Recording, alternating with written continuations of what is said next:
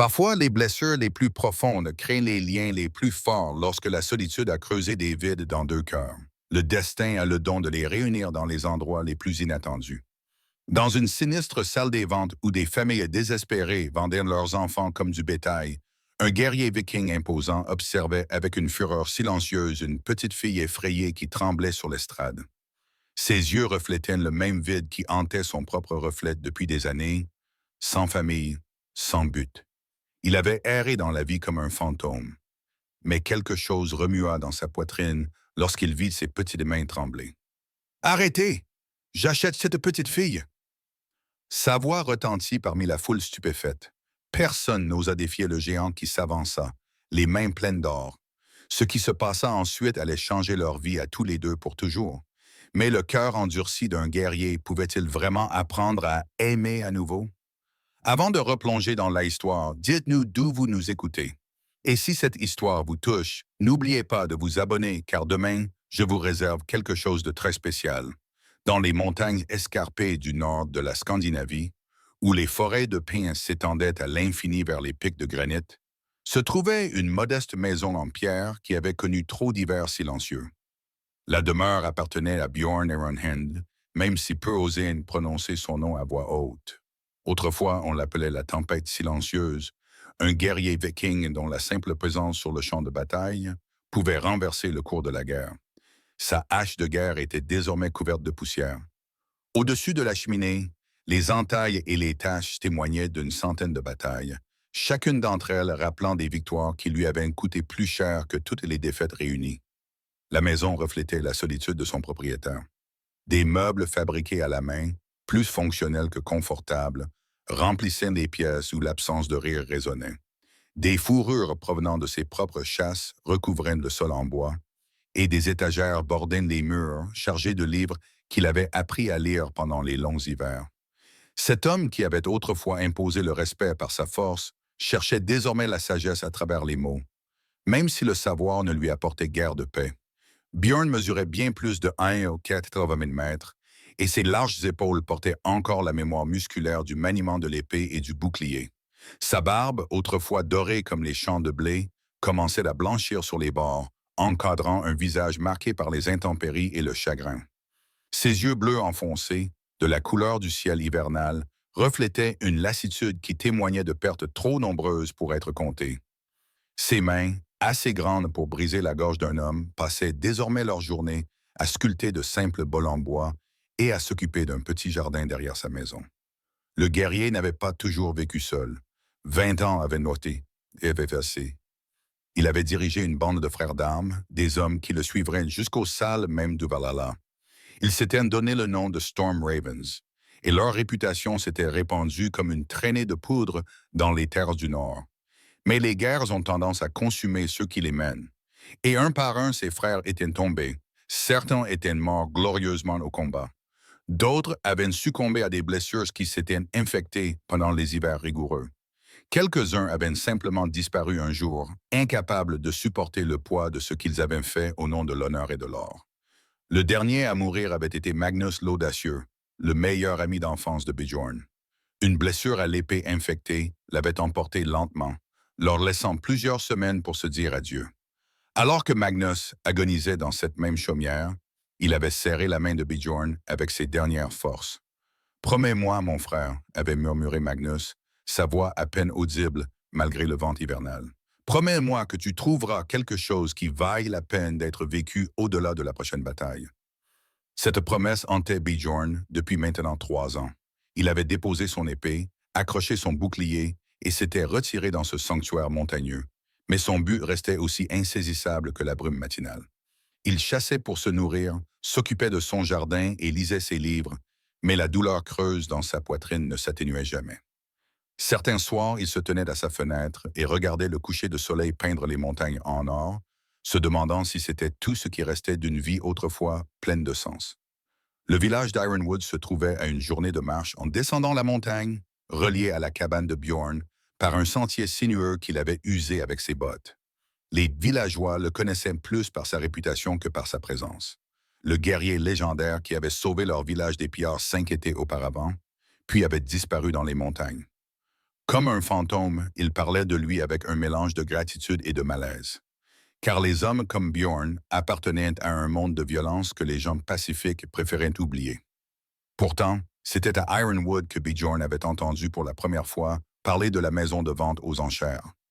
Les marchands de passage parlaient à voix basse de familles désespérées, vendant leurs enfants pour payer leurs dettes ou acheter un passage vers des contrées lointaines.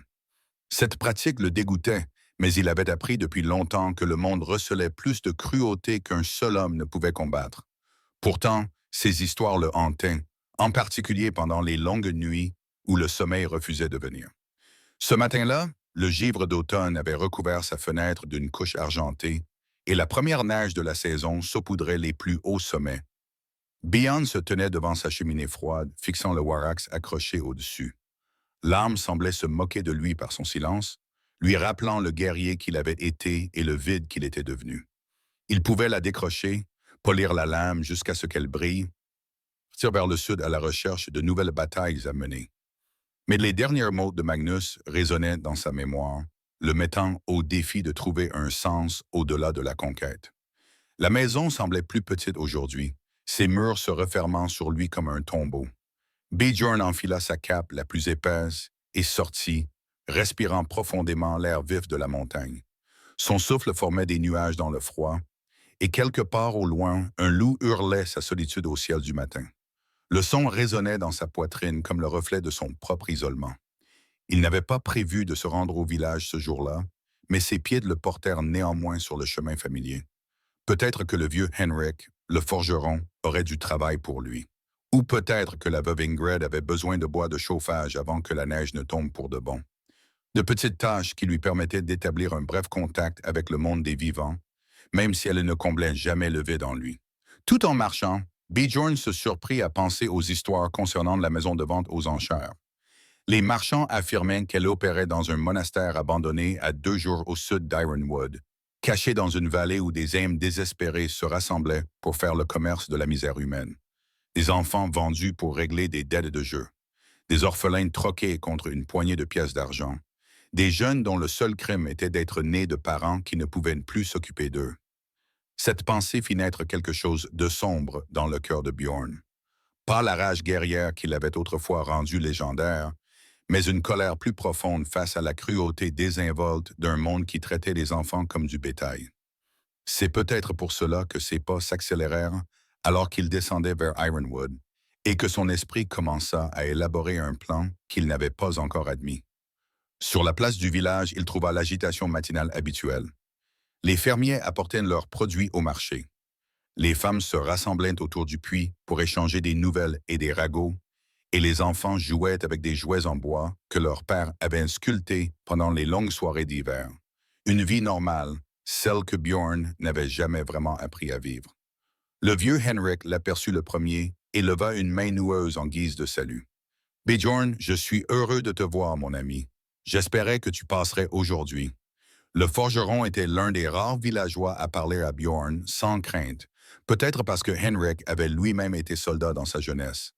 Sa forge se trouvait au bord de la place, de la fumée s'élevant de sa cheminée comme de l'encens offert aux dieux du fer et du feu.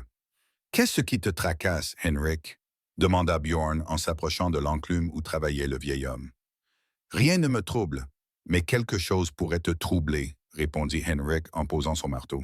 « Un marchand est passé hier, plein d'histoires sur cette maudite maison de vente aux enchères. Il a dit qu'ils organisaient une autre vente demain. » Bjorn sentit sa mâchoire se crisper. « Et en quoi cela me concerne-t-il » Henrik l'étudia de ses yeux qui avaient trop vu la guerre et ses conséquences. « Parce que tu as l'air d'un homme qui porte des fantômes, mon ami. Et parfois, la meilleure façon de mettre les morts au repos est de sauver les vivants. » Ces mots frappèrent Bjorn comme un coup physique. Il se détourna, faisant semblant d'examiner le dernier travail d'Henrik, un ensemble de fer à cheval qui brillait d'huile fraîche. Mais son esprit voyageait déjà vers le sud, vers une vallée où l'innocence s'achetait et se vendait comme du grain au moment de la moisson. « Ce marchand, » dit Bjorn avec prudence, « a-t-il dit autre chose à propos de la vente aux enchères ?» Henrik acquiesça d'un air sombre et dit que la leur aussi. Ce sera une vente spéciale. Des salauds du Sud se sont endettés auprès des mauvaises personnes. Ils vendent leurs filles pour rembourser leurs dettes. Le feu de la forge crépitait dans le silence qui suivit. Bjorn sentait le regard d'Henrik posé sur lui, attendant une réaction qui confirmerait ce que le vieux forgeron soupçonnait déjà. Lorsque Bjorn prit enfin la parole, sa voix portait la froide promesse des tempêtes hivernales. À quelle distance au sud, Henrik? 2 jours de cheval à vive allure si tu prends l'ancienne voie romaine qui traverse Crow's Pass. Henrik marqua une pause, puis ajouta doucement. Il y a autre chose, Bjorn. Le marchand a dit, elle ne peut pas avoir plus de 8 ans. Les mots restèrent suspendus dans l'air comme la fumée de la forge, lourde de sous-entendus que ni l'un ni l'autre n'avaient besoin d'exprimer. Bjorn resta immobile pendant un long moment, sentant quelque chose bouger dans sa poitrine. Ce n'était pas le vide familier, mais un sentiment d'utilité qui lui avait fait défaut pendant 3 longues années. Il repensa à Magnus mourant dans ses bras avec cette dernière requête. Il repensa à sa maison vide et au Warax qui prenait la poussière au-dessus de sa cheminée. Il repensa à une petite fille quelque part au sud, probablement en train de pleurer jusqu'à s'endormir pendant que les adultes décidaient de son sort comme des marchands, négociant le prix de la laine. Henrik, dit Bjorn, sa voix portant l'autorité du guerrier qu'il avait été autrefois. J'aurai besoin de mon cheval scellé et de provisions pour 4 jours. Le vieux forgeron sourit pour la première fois de la matinée. C'est déjà fait, mon ami. Elle t'attend derrière ma boutique, chargée et prête à partir. Bjorn haussa un sourcil. Tu étais si sûr que j'irais? Non, répondit Henrik en retournant à son travail avec une énergie renouvelée. Mais j'avais bon espoir que le Bjorn de fer que j'avais connu autrefois était toujours vivant quelque part à l'intérieur de l'ermite qu'il était devenu. Alors que Bjorn se dirigeait vers l'arrière de la boutique d'Henrik, il sentit le poids de la décision s'abattre sur ses épaules comme un manteau familier. Il ne savait pas encore ce qu'il trouverait à la salle des ventes, ni ce qu'il ferait une fois arrivé là-bas. Mais pour la première fois en 3 ans, il avait une destination qui comptait plus que sa propre solitude. Sa jument, une robuste jument baie nommée Grey Wind, hennit doucement à son approche. Elle avait été sa compagne dans d'innombrables batailles, et bien que l'âge les ait ralentis tous les deux, ils se comprenaient d'une manière qui ne peut venir que du danger partagé et de la confiance mutuelle. Henrik l'avait chargée de couvertures, de viande séchée, de pain et d'une lourde bourse remplie de pièces d'argent, suffisamment pour acheter la liberté, quel qu'en soit le prix. Alors que Bjorn se hissait en selle, il aperçut son reflet dans l'abreuvoir du forgeron. Le visage qui le regardait était encore marqué par des années de guerre et de chagrin, mais quelque chose avait changé dans son regard. Il avait retrouvé un but, même s'il ne pouvait pas encore le définir. La vieille voie romaine s'étendait vers le sud à travers une campagne qui devenait de plus en plus désolée à chaque kilomètre. Bjorn chevauchait dans un silence confortable, laissant Grey Wind choisir son rythme, tandis que son esprit vagabondait parmi les souvenirs des batailles livrées et des frères perdus. Mais ses pensées se tournaient de plus en plus vers une vallée où la cruauté se dissimulait sous le masque du commerce et où les enfants payaient le prix des échecs des adultes. Il établit son campement cette nuit-là dans un bosquet de chênes centenaires, dont les branches formaient une cathédrale d'ombre. Assis devant son petit feu, mangeant le pain et la viande séchée d'Henrik, Bjorn se surprit à s'interroger sur la petite fille qu'il allait rencontrer. De quelle couleur étaient ses yeux? Comprenait-elle ce qui lui arrivait? Ou était-elle encore assez jeune pour croire que les adultes la protégeraient plutôt que de la trahir? Ces questions le suivirent dans un sommeil agité, où des rêves de bataille se mêlaient à des images d'une petite silhouette seule sur un bloc d'enchères, tendant la main vers une aide qui ne viendrait peut-être jamais. Lorsqu'il se réveilla avant l'aube, Bjorn savait avec une certitude absolue qu'il ne se rendait pas simplement à une nouvelle mission de sauvetage. Il se rendait à sa rédemption. Le monastère abandonné de Saint-Olaf se tapissait dans la vallée comme un animal blessé, ses murs de pierre noircis par le temps et la négligence. Autrefois, ces salles résonnaient de prières et de chants sacrés. Aujourd'hui, elles accueillaient un autre type de cérémonie, qui aurait fait pleurer les anciens moines dans leurs tombes. Bjorn arriva alors que la brume matinale commençait à se lever, révélant toute l'étendue du rassemblement. Des chariots et des chevaux remplissaient de la cour, leurs propriétaires se regroupant en petits groupes qui parlaient à voix basse d'un ton nerveux. Ce n'étaient pas les marchands et les commerçants habituels que l'on pouvait trouver sur un marché honnête. C'étaient des gens désespérés, leur visage marqué par le genre de désespoir qui rend l'impensable raisonnable. Il mit pied à terre près du mur extérieur du monastère, étudiant la foule avec l'œil tactique d'un guerrier chevronné. Une quarantaine d'adultes s'agitaient, certains serrant dans leurs bras des paquets qui bougeaient et gémissaient doucement. Il serra les mâchoires lorsqu'il comprit ce que contenaient ces paquets. Des enfants trop jeunes pour marcher seuls, déjà catalogués et évalués pour être vendus. La vente aux enchères elle-même allait avoir lieu dans ce qui avait autrefois été la chapelle du monastère. Des bancs en bois faisaient face à une plateforme surélevée où une croix sculptée avait été remplacée par un bloc de bois grossier. Le symbolisme n'échappa pas à Bjorn, un lieu sacré profané au nom du commerce des âmes humaines. Un homme gras vêtu de robes coûteuses se tenait près de la plateforme, consultant un registre avec l'attention concentrée de quelqu'un qui fait l'inventaire d'un stock de grande valeur. Il s'agissait de Gunnar le Marchand, le commissaire-priseur dont la réputation d'efficacité cruelle s'était répandue dans 3 royaumes. Il se déplaçait avec l'assurance d'un homme protégé par l'or et des gardes. Bjorn remarqua cependant que ces mercenaires semblaient plus intéressés par la boisson que par le combat. Alors que la foule commençait à entrer dans la chapelle, Bjorn se plaça près du mur du fond, d'où il pouvait observer sans attirer l'attention. Son cœur battait à toute rompre lorsque les premiers enfants furent amenés. Des garçons et des filles âgés de 5 à 15 ans environ, tous partageant la même expression de terreur confuse. Les enchères se déroulèrent avec une efficacité écœurante. Des parents vendaient leurs propres enfants pour régler leurs dettes.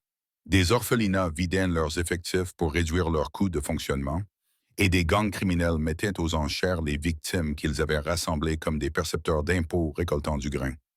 Chaque transaction était enregistrée dans le grand livre de Gunnar, avec le même soin qu'un marchand légitime pourrait employer pour suivre les expéditions de laine ou de fer. Bjorn s'efforça de rester immobile, même si tous ses instincts lui criaient de dégainer son épée et de mettre fin à cette obscénité, mais se précipiter dans la foule ne sauverait personne et le ferait probablement tuer. Il devait attendre, observer et frapper au bon moment. Puis elle fut amenée. La petite fille ne devait pas avoir plus de 8 ans, mais la malnutrition la faisait paraître encore plus petite. Ses cheveux bruns emmêlés encadraient un visage aux yeux sombres et aux pommettes saillantes. Elle portait une simple robe brune qui avait été raccommodée tant de fois qu'elle était plus rapiécée que le tissu d'origine et serrait contre sa poitrine une poupée en bois du genre de celle que des parents aimants pourraient sculpter pendant les longues soirées d'hiver. L'autre 37, annonça Gunnar d'une voix qui réduisait une vie humaine à un simple inventaire. Fille âgée d'environ 8 ans. Aucune maladie familiale connue. Récemment orpheline depuis que son village a été détruit par des pillards. L'enchère de départ est de 5 marks d'argent. La fille, Astrid, bien que Bjorn ne connaisse pas encore son nom, se tenait figée sur la plateforme comme un cerf qui aurait senti l'odeur des loups. Ses yeux sombres balayaient la foule à la recherche d'un visage qui pourrait lui offrir de la gentillesse plutôt qu'un calcul froid. Ses yeux croisèrent en ceux de Bjorn pendant un instant, et il sentit quelque chose se briser dans sa poitrine devant l'espoir désespéré qu'il y lut. 5 pièces d'argent, cria une voix à l'avant. L'enchérisseur était un homme maigre, au regard calculateur, qui vendait des enfants pour les pires travaux. Elle est petite, mais elle grandira. 6 pièces d'argent, compta une femme dont la robe coûteuse ne pouvait cacher la cruauté de son sourire. J'ai besoin d'une nouvelle cuisinière, une fille. La dernière a brûlé mon pain une fois de trop. Bjorn regardait avec horreur ces gens marchander l'enfant comme des marchands discutant du prix d'un animal. Astrid restait immobile pendant tout ce temps, mais il pouvait voir son petit corps trembler à chaque nouvelle enchère. La poupée en bois dans ses bras semblait être la seule chose qui la reliait au monde, le dernier vestige de l'amour qu'elle avait connu avant ce moment. Les enchères grimpaient régulièrement. 7 marks d'argent. 8. 9. Bjorn serra les poings en regardant les vautours tourner autour de leur proie. Chacun imaginait le profit qu'il pourrait tirer de 8 années de travail forcé. Les yeux de la fille étaient désormais vides, se réfugiant dans un endroit plus sûr où les enchères et les adultes avides ne pouvaient les suivre. 10 marks d'argent. La voix appartenait à une brute balafrée dont la réputation de cruauté était chuchotée dans les tavernes du Nord. Je la ferai travailler dur, mais elle gagnera sa vie. Quelque chose se brisa dans la poitrine de Bjorn. Ce n'était pas la rage berserk de ses jours de guerrier, mais quelque chose de plus profond et de plus protecteur. Le son qui sortit de sa gorge ressemblait plus à un grognement qu'à un langage humain. Stop. Ce seul mot résonna dans la chapelle avec la force d'un coup de tonnerre. Toutes les têtes se tournèrent vers le mur du fond où se tenait Bjorn, et les conversations s'éteignirent comme des bougies soufflées. Même dans ses simples vêtements de voyage, on ne pouvait se méprendre sur la présence d'un homme qui avait commandé des armées et affronté la mort sans broncher. Bjorn s'avança dans l'allée centrale, ses bottes résonnant sur les murs de pierre qui avaient autrefois entendu des prières implorant la miséricorde. La foule s'écarta devant lui comme l'herbe devant une faux, reconnaissant instinctivement le prédateur de sa proie. Ses yeux ne quittèrent pas la petite fille sur l'estrade, bien qu'il fût parfaitement conscient que des mains se tendaient vers des armes dans la foule. « Je vais acheter cette petite fille, annonça-t-il, sa voix portant jusqu'aux quatre coins de la chapelle. 20 marks d'argent, offre finale. » Le silence qui suivit ne fut rompu que par le souffle brusque de quelqu'un. 20 marks d'argent représentaient plus d'argent que la plupart de ces gens n'envoyaient en un an, assez pour acheter une douzaine d'enfants au prix normal. Les yeux avides de Gunner s'illuminèrent comme ceux d'un avare comptant son trésor, tandis que les précédents enchérisseurs maudissaient à voix basse d'avoir été si largement dépassés. 20 marks d'argent, répéta Gunner, la voix chargée d'avarice. Une fois. 30 marks d'argent. Bjorn l'interrompit en sortant une lourde bourse de sa ceinture. Le sac en cuir heurta le sol en pierre avec un bruit métallique qui résonna dans la chapelle comme un coup de marteau. Et si quelqu'un veut contester mon offre, qu'il n'hésite pas à essayer. Sa main droite reposait nonchalamment sur le pommeau de son épée, et quelque chose dans son attitude suggérait que dégainer sa lame ne serait ni difficile ni malvenu. Le brute balafré qui avait enchéri 10 marks d'argent jeta un coup d'œil aux épaules de Bjorn et décida que son intérêt pour le travail des enfants avait soudainement diminué. « Vendu !» déclara rapidement Gunner, avant que quiconque ne puisse reconsidérer la sagesse de s'opposer à un guerrier légendaire. L'objet 37 est vendu à ce monsieur pour 30 marks d'argent. Bjorn se dirigea vers l'estrade à pas mesurés, les yeux fixés sur la petite fille, qui le regardait avec un mélange de terreur et d'espoir désespéré. De près, il pouvait voir qu'elle était encore plus petite qu'il ne l'avait pensé, probablement sous-alimentée depuis des mois, voire des années. Ses yeux sombres reflétaient une profonde tristesse qu'aucun enfant ne devrait porter, et la poupée en bois qu'elle tenait dans ses bras était usée par d'innombrables étreintes désespérées. Il monta lentement les marches menant à l'estrade, ne voulant pas l'effrayer par des mouvements brusques. Lorsqu'il fut assez près pour la toucher, Bjorn s'agenouilla afin que leurs yeux soient à la même hauteur. Ce geste provoqua des exclamations dans la foule. Un guerrier légendaire s'agenouillant devant une enfant n'était pas quelque chose qu'il s'attendait à voir. « Bonjour, petite, » dit-il doucement, d'une voix à peine plus forte qu'un murmure. « Je m'appelle Bjorn. Je vais t'emmener dans un endroit sûr. » Astrid le fixa longuement, ses yeux sombres scrutant son visage à la recherche d'un signe de la cruauté qu'elle avait appris à attendre des adultes. Au lieu de cela, elle ne trouva que de la fatigue, de la tristesse et quelque chose qui pouvait être de la gentillesse. Quand elle finit par parler, sa voix était à peine audible. « Tu vas me faire du mal ?» Cette question frappa Bjorn comme un coup physique. Le fait que la première préoccupation de cet enfant ne soit pas de savoir où elle allait, ni ce qui allait lui arriver, mais si son nouveau propriétaire allait ajouter à ses souffrances, en disait long sur la vie qu'elle avait déjà endurée. « Jamais, » répondit Bjorn, et il le pensait de tout son être. « Je te jure, par tous les dieux et par mon honneur, que je ne te ferai jamais de mal et que je ne laisserai jamais personne d'autre te faire de mal. » Quelque chose brilla dans les yeux d'Astrid. Ce n'était pas tout à fait de la confiance, mais peut-être le premier espoir timide que la confiance serait un jour possible. Elle fit un demi-pas vers lui, serrant toujours sa poupée en bois, comme un bouclier contre la cruauté du monde. Bjorn se leva lentement et lui tendit la main. « Veux-tu venir avec moi? » Pendant un instant qui sembla durer une éternité, la petite fille hésita. Puis, avec le courage que seuls les enfants possèdent, elle plaça sa petite main dans la sienne, massive. Ce contact envahit Bjorn d'un choc. Ce n'était pas le frisson électrique du combat, mais quelque chose de plus chaud et de plus profond. Un but, réalisa-t-il. Pour la première fois en 3 ans, il savait exactement pourquoi il était en vie. Alors qu'ils descendaient ensemble de la plateforme, main dans la main, quelque chose d'extraordinaire se produisit. dans une voix si douce que seul Bjorn pouvait l'entendre. Astrid murmura le mot qui allait changer leur vie à tous les deux pour toujours. Père. Cette seule syllabe le frappa comme un coup de poing, comme un coup de marteau dans la poitrine. Ses pas vacillèrent un instant, tandis que le poids de ses paroles, de ce qu'elle lui offrait, s'imprimait dans ses os.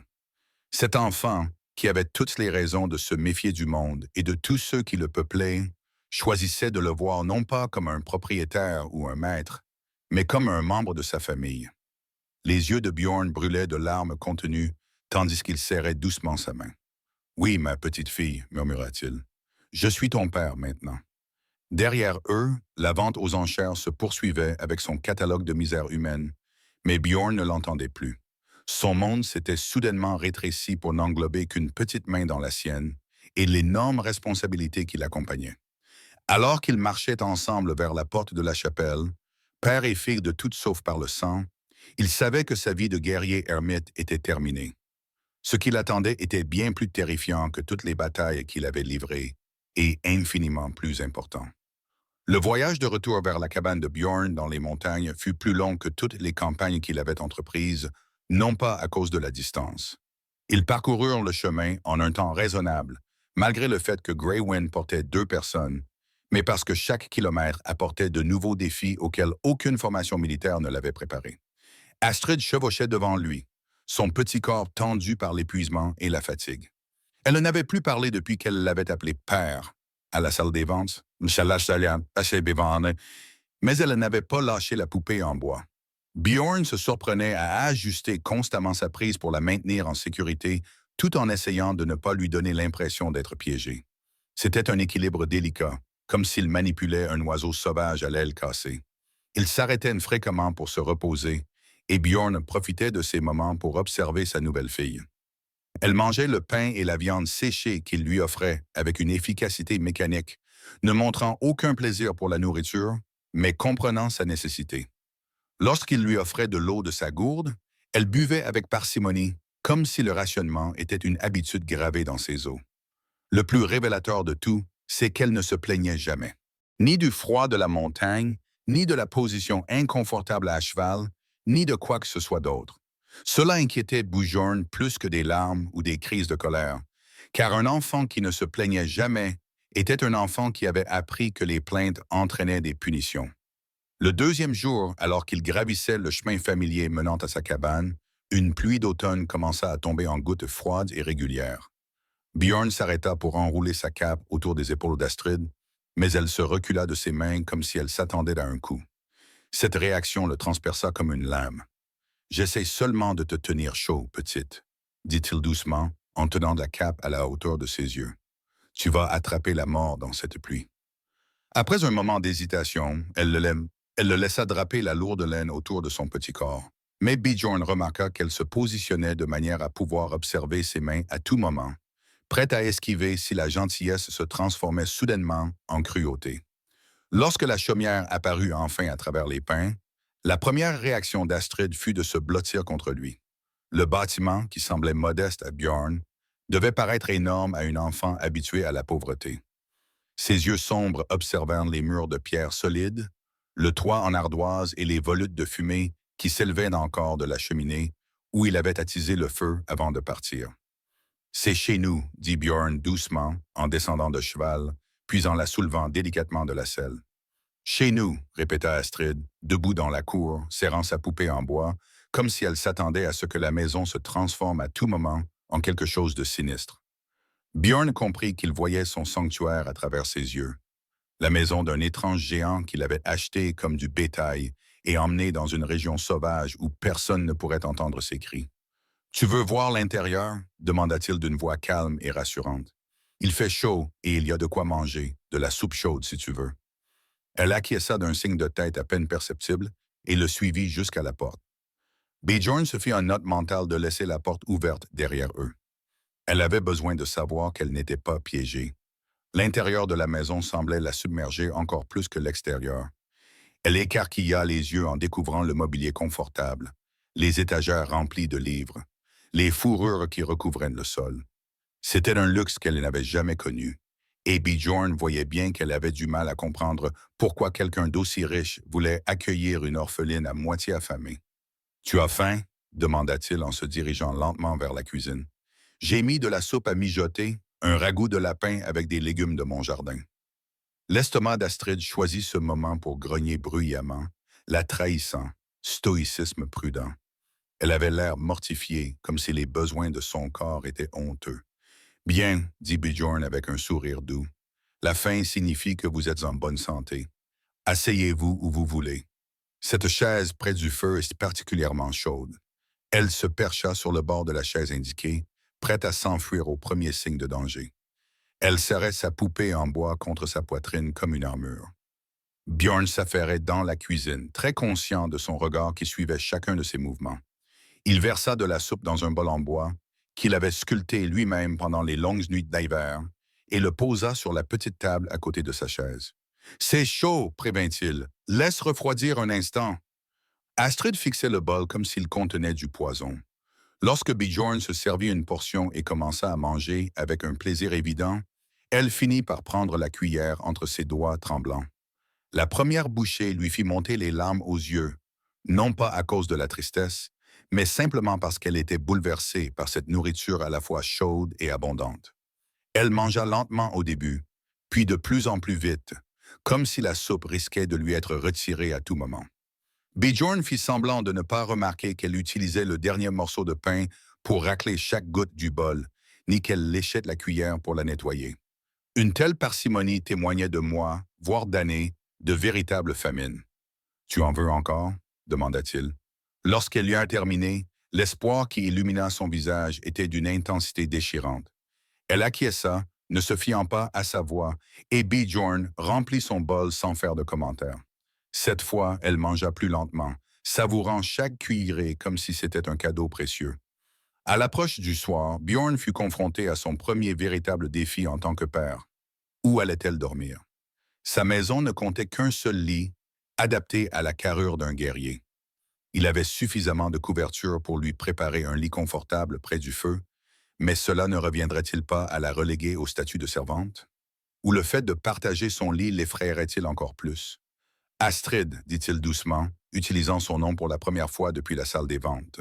« Où préfères-tu dormir ce soir? » Elle regarda autour d'elle avec de grands yeux, clairement submergés par le choix. Au cours de sa courte vie, ses conditions de sommeil avaient probablement été dictées par la nécessité plutôt que par ses préférences. « Je peux te préparer un lit chaud près du feu, » continua Bjorn, « ou tu peux dormir dans mon lit pendant que je dors par terre. Ce qui te semble le plus sûr. » « Près du feu, murmura-t-elle, ses premiers mots depuis la vente aux enchères. « S'il te plaît. » Bjorn acquiesça et commença à rassembler ses fourrures les plus chaudes et ses couvertures les plus douces. Alors qu'il les disposait en un nid confortable près de l'âtre, il se surprit à essayer de se souvenir s'il avait déjà vu l'espace de sommeil d'un enfant. Sa propre enfance lui semblait être les souvenirs d'un autre homme, lointain et embrumé. « Est-ce confortable? » demanda-t-il en gonflant l'oreiller de fortune. Astrid s'approcha prudemment de la literie, puis s'y enfonça avec un soupir qui semblait venir du plus profond de son âme. Les fourrures étaient plus douces que tout ce qu'elle n'avait jamais touché, et la chaleur du feu l'enveloppait comme une douce étreinte. « Merci, murmura-t-elle si doucement qu'il faillit ne pas l'entendre. « De rien, ma fille, répondit Bjorn, ces mots lui semblant encore étranges, mais justes, sur sa langue. Alors qu'il préparait son propre espace de couchage de l'autre côté de la cabane, Bjorn prit conscience de doux sons provenant de la direction d'Astrid, pas exactement des pleurs, mais les reniflements discrets de quelqu'un qui essayait très fort de ne pas pleurer. Il fit semblant de ne pas entendre, comprenant instinctivement qu'elle avait besoin de pleurer et en priver la vie qu'elle avait perdue. Le tonnerre grondait au-dessus de leur tête alors que la tempête d'automne s'intensifiait et que la pluie tambourinait contre les fenêtres de la cabane avec une force croissante. À la lueur du feu, Bjorn regarda Astrid serrer sa poupée en bois contre elle, son petit corps se crispant à chaque coup de tonnerre. « Les tempêtes peuvent être effrayantes, » dit-il doucement. « Tu veux que je te parle du tonnerre? » Elle se tourna vers lui, les yeux écarquillés dans la lumière vacillante. « Le tonnerre, c'est simplement le ciel qui s'éclaircit la gorge, » continua Bjorn, en s'installant plus confortablement contre son oreiller. Les anciens dieux d'Asgard se réunissent parfois pour raconter leurs propres aventures. Et quand Odin rit d'une histoire particulièrement drôle, eh bien, c'est ce que nous entendons comme du tonnerre. Un éclair illumina la maison, suivi immédiatement d'un énorme coup de tonnerre. Astrid sursauta, mais cette fois-ci, elle semblait plutôt curieuse que simplement effrayée. Quelle histoire le fait rire maintenant? Demanda-t-elle d'une voix à peine audible. Bjorn sourit dans l'obscurité. Probablement celle où Thor a coincé son marteau dans un arbre et a dû demander l'aide d'un écureuil pour le récupérer. Thor déteste cette histoire, mais Odin la trouve hilarante. Le grondement suivant du tonnerre fit apparaître un léger sourire sur le visage d'Astrid. C'était la première fois que Bjorn voyait chez elle une expression proche du bonheur. C'était une petite victoire, mais à ce moment-là, elle lui semblait aussi importante que de remporter une bataille. « Y a-t-il d'autres histoires » demanda-t-elle. « Des centaines » répondit Bjorn, « et je les connais presque toutes. Nous aurons tout le temps d'écouter des histoires. » Alors que la tempête faisait rage dehors, le père et la fille étaient allongés dans leurs lits respectifs, chacun perdu dans ses pensées au sujet du tournant étrange qu'avait pris leur vie. Pour Astrid, la maison représentait une sécurité au-delà de ses rêves les plus fous, de la chaleur, de la nourriture et un adulte qui lui parlait avec gentillesse au lieu de lui donner des ordres sévères. Pour Bjorn, les petits bruits d'une autre personne respirant dans sa maison comblaient un silence dont il n'avait pas réalisé qu'il le tuait lentement. Aucun des deux ne dormit facilement cette première nuit, mais tous deux dormirent mieux qu'ils ne l'avaient fait depuis longtemps. Et quand le matin arriva, ils commencèrent le travail lent et minutieux de devenir une famille. Le matin apporta la première véritable épreuve de leur nouvelle relation. Bjorn se réveilla avant l'aube, comme à son habitude, et trouva Astrid déjà éveillée, assise près du feu qui s'éteignait. Avec sa poupée en bois, elle avait le calme de quelqu'un qui avait appris à être invisible, à prendre le moins de place possible dans un monde qui tolérait à peine son existence. « Bonjour, ma fille » dit Bjorn doucement, ne voulant pas l'effrayer. « Bonjour » murmura-t-elle en retour, puis elle ajouta avec hésitation. « Père ». Ce mot lui fit encore un pincement au cœur. Bjorn s'affaira à raviver le feu et à préparer le petit déjeuner, très conscient de ses yeux sombres qui suivaient chacun de ses mouvements. Elle le regardait couper le pain et le fromage avec la même attention minutieuse qu'un éclaireur accorderait aux positions ennemies, cataloguant, analysant, se préparant à tout ce qui pourrait arriver ensuite. « Sais-tu tresser les cheveux » demanda soudain Bjorn, la question les surprenant tous les deux. La main d'Astrid se porta instinctivement vers ses mèches brunes emmêlées. « Non, monsieur. Je veux dire, non, père. » Bjorn grimaça devant cette formalité automatique. « Aimeriez-vous apprendre? C'est une compétence utile, et cela vous permettrait d'avoir les cheveux hors des yeux pendant que vous mangez. » Elle acquiesça prudemment, et Bjorn se retrouva confronté à une tâche qui l'aurait terrifié plus que d'affronter une douzaine de guerriers armés. Ses doigts énormes, si habiles avec l'épée et la hache, lui semblaient maladroits et trop grands alors qu'il tentait de séparer ses cheveux en mèches faciles à manipuler. La première tentative fut un désastre. L'idée que Bjorn se faisait de la douceur impliquait encore trop de traction, et sa compréhension du tressage des cheveux était purement théorique. Astrid resta patiente pendant ses efforts maladroits, même s'il pouvait voir qu'elle grimaçait lorsqu'il tirait trop fort. « Je suis désolé, » dit-il en reculant, frustré. « Je ne suis pas très doué pour ça. »« Ce n'est pas grave, » répondit rapidement Astrid, comme si son échec était en quelque sorte de sa faute. « Je n'ai pas besoin de tresse, mais Bjorn n'était pas du genre à abandonner facilement. »« Non, je peux apprendre ça comme j'ai appris à lire, à cuisiner ou à sculpter le bois. Tout demande de la pratique. » Il réessaya, cette fois avec plus de patience et des doigts plus légers. Le résultat était encore asymétrique et lâche, mais on reconnaissait clairement une tresse. Astrid tendit la main pour la toucher avec précaution, et quelque chose d'extraordinaire se produisit. Elle sourit. Pas le sourire fantomatique de la veille, mais un vrai sourire qui transforma tout son visage. « C'est magnifique, » dit-elle, et Bjorn sut qu'elle mentait avec la gentillesse que les enfants manifestent parfois aux adultes maladroits.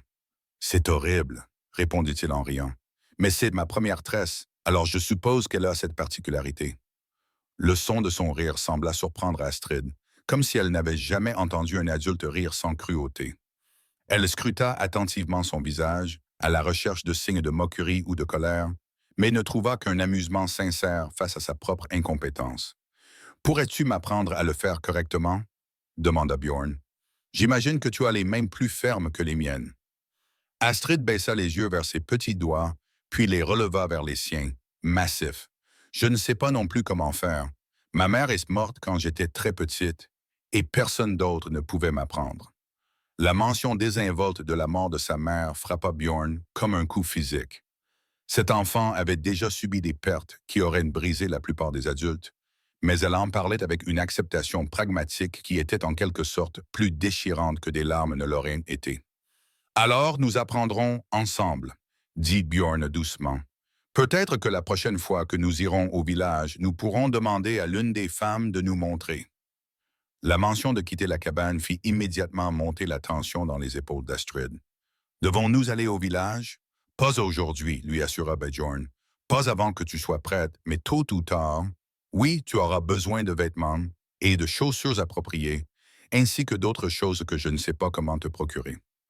Au cours des jours suivants, ils établirent des routines qui commencèrent à ressembler au rythme d'une vie de famille. Bjorn apprit à Astrid à entretenir le feu et à préparer des repas simples, tandis qu'elle lui montrait, avec son regard d'enfant, des petits détails qu'il n'avait jamais remarqués. La façon dont la lumière du matin dessinait des motifs sur les murs de la cabane, ou comment le vent dans les pins produisait des sons différents selon le temps. Elle était remarquablement intelligente, absorbant les informations avec l'attention concentrée de quelqu'un qui comprenait que la connaissance était synonyme de survie.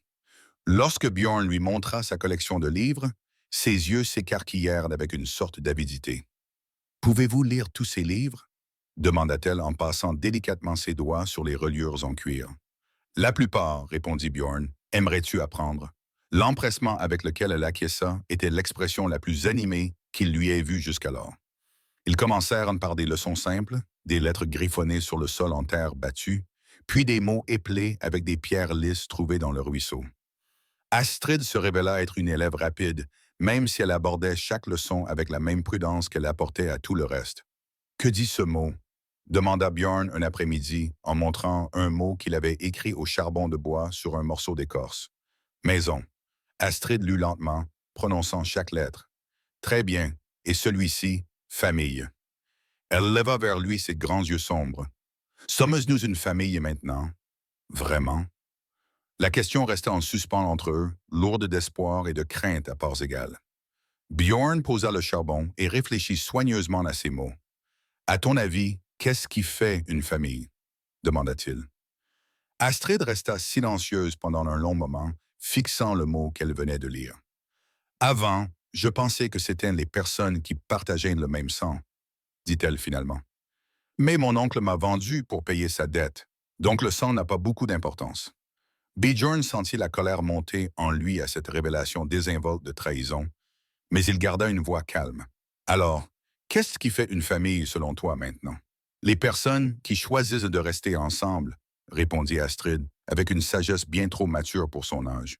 Les personnes qui prennent soin les unes des autres, même quand c'est difficile.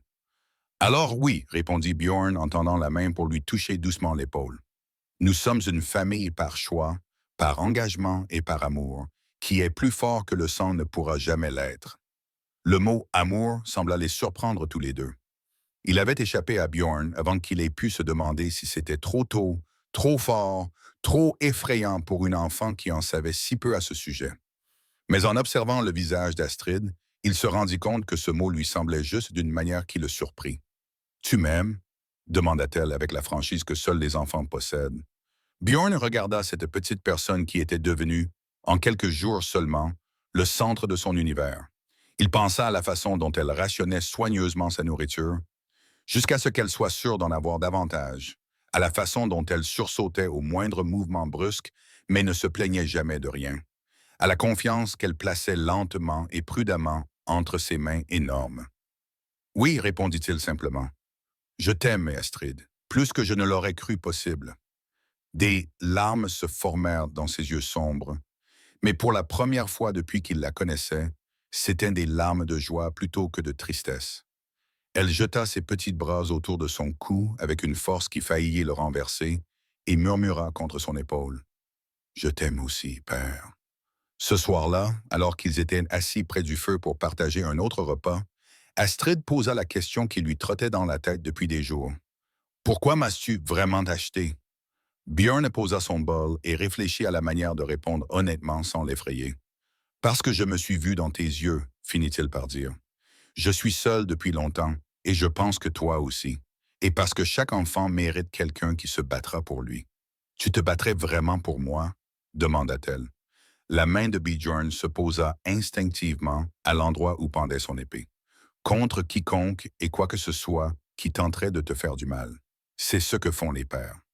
Astrid acquiesça solennellement, comme si elle enregistrait cette information pour s'en souvenir plus tard. Puis, avec la résilience dont les enfants font preuve même après les pires expériences, elle retourna à sa soupe et commença à lui parler des dessins qu'elle prévoyait de faire le lendemain. Alors que Bjorn écoutait sa petite voix décrire des fleurs imaginaires et des animaux sympathiques, il réalisa que sa vie avait été divisée en deux parties. Avant Astrid et après. L'homme qui avait vécu seul dans cette maison, entouré des souvenirs d'amis disparus et de victoires vaines, lui semblait désormais l'étranger. La transformation n'était pas complète.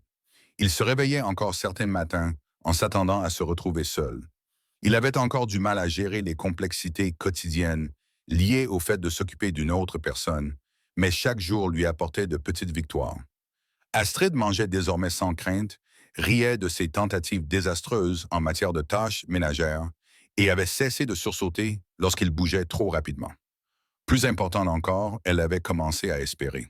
Bjorn le voyait dans la façon dont elle planifiait les activités du lendemain, dont elle rangeait soigneusement ses quelques possessions, comme si elle comptait les garder, dans la confiance grandissante avec laquelle elle explorait le cottage et ses environs. L'espoir, réfléchissait Bjorn en regardant la lumière du feu jouer sur le visage de sa fille, était peut-être l'émotion la plus dangereuse de toutes, car une fois que l'on se permettait d'espérer, on avait quelque chose à perdre. Mais alors qu'il bordait Astrid dans son nid de fourrure cette nuit-là et l'écoutait lui murmurer bonne nuit, il décida que certains risques valaient la peine d'être pris. Pour la première fois en 3 ans, Bjorn Ironhand avait à nouveau quelque chose qui valait la peine de se battre, et cette fois, il ne laisserait pas la mort le lui enlever.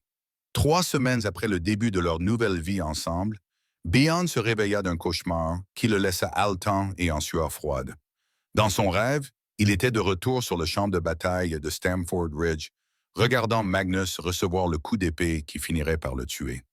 Mais cette fois, lorsqu'il se retourna pour aider son ami tombé au combat, c'était Astrid qui gisait dans la terre imprégnée de sang, ses yeux sombres devenant vitreux à mesure que la vie la quittait.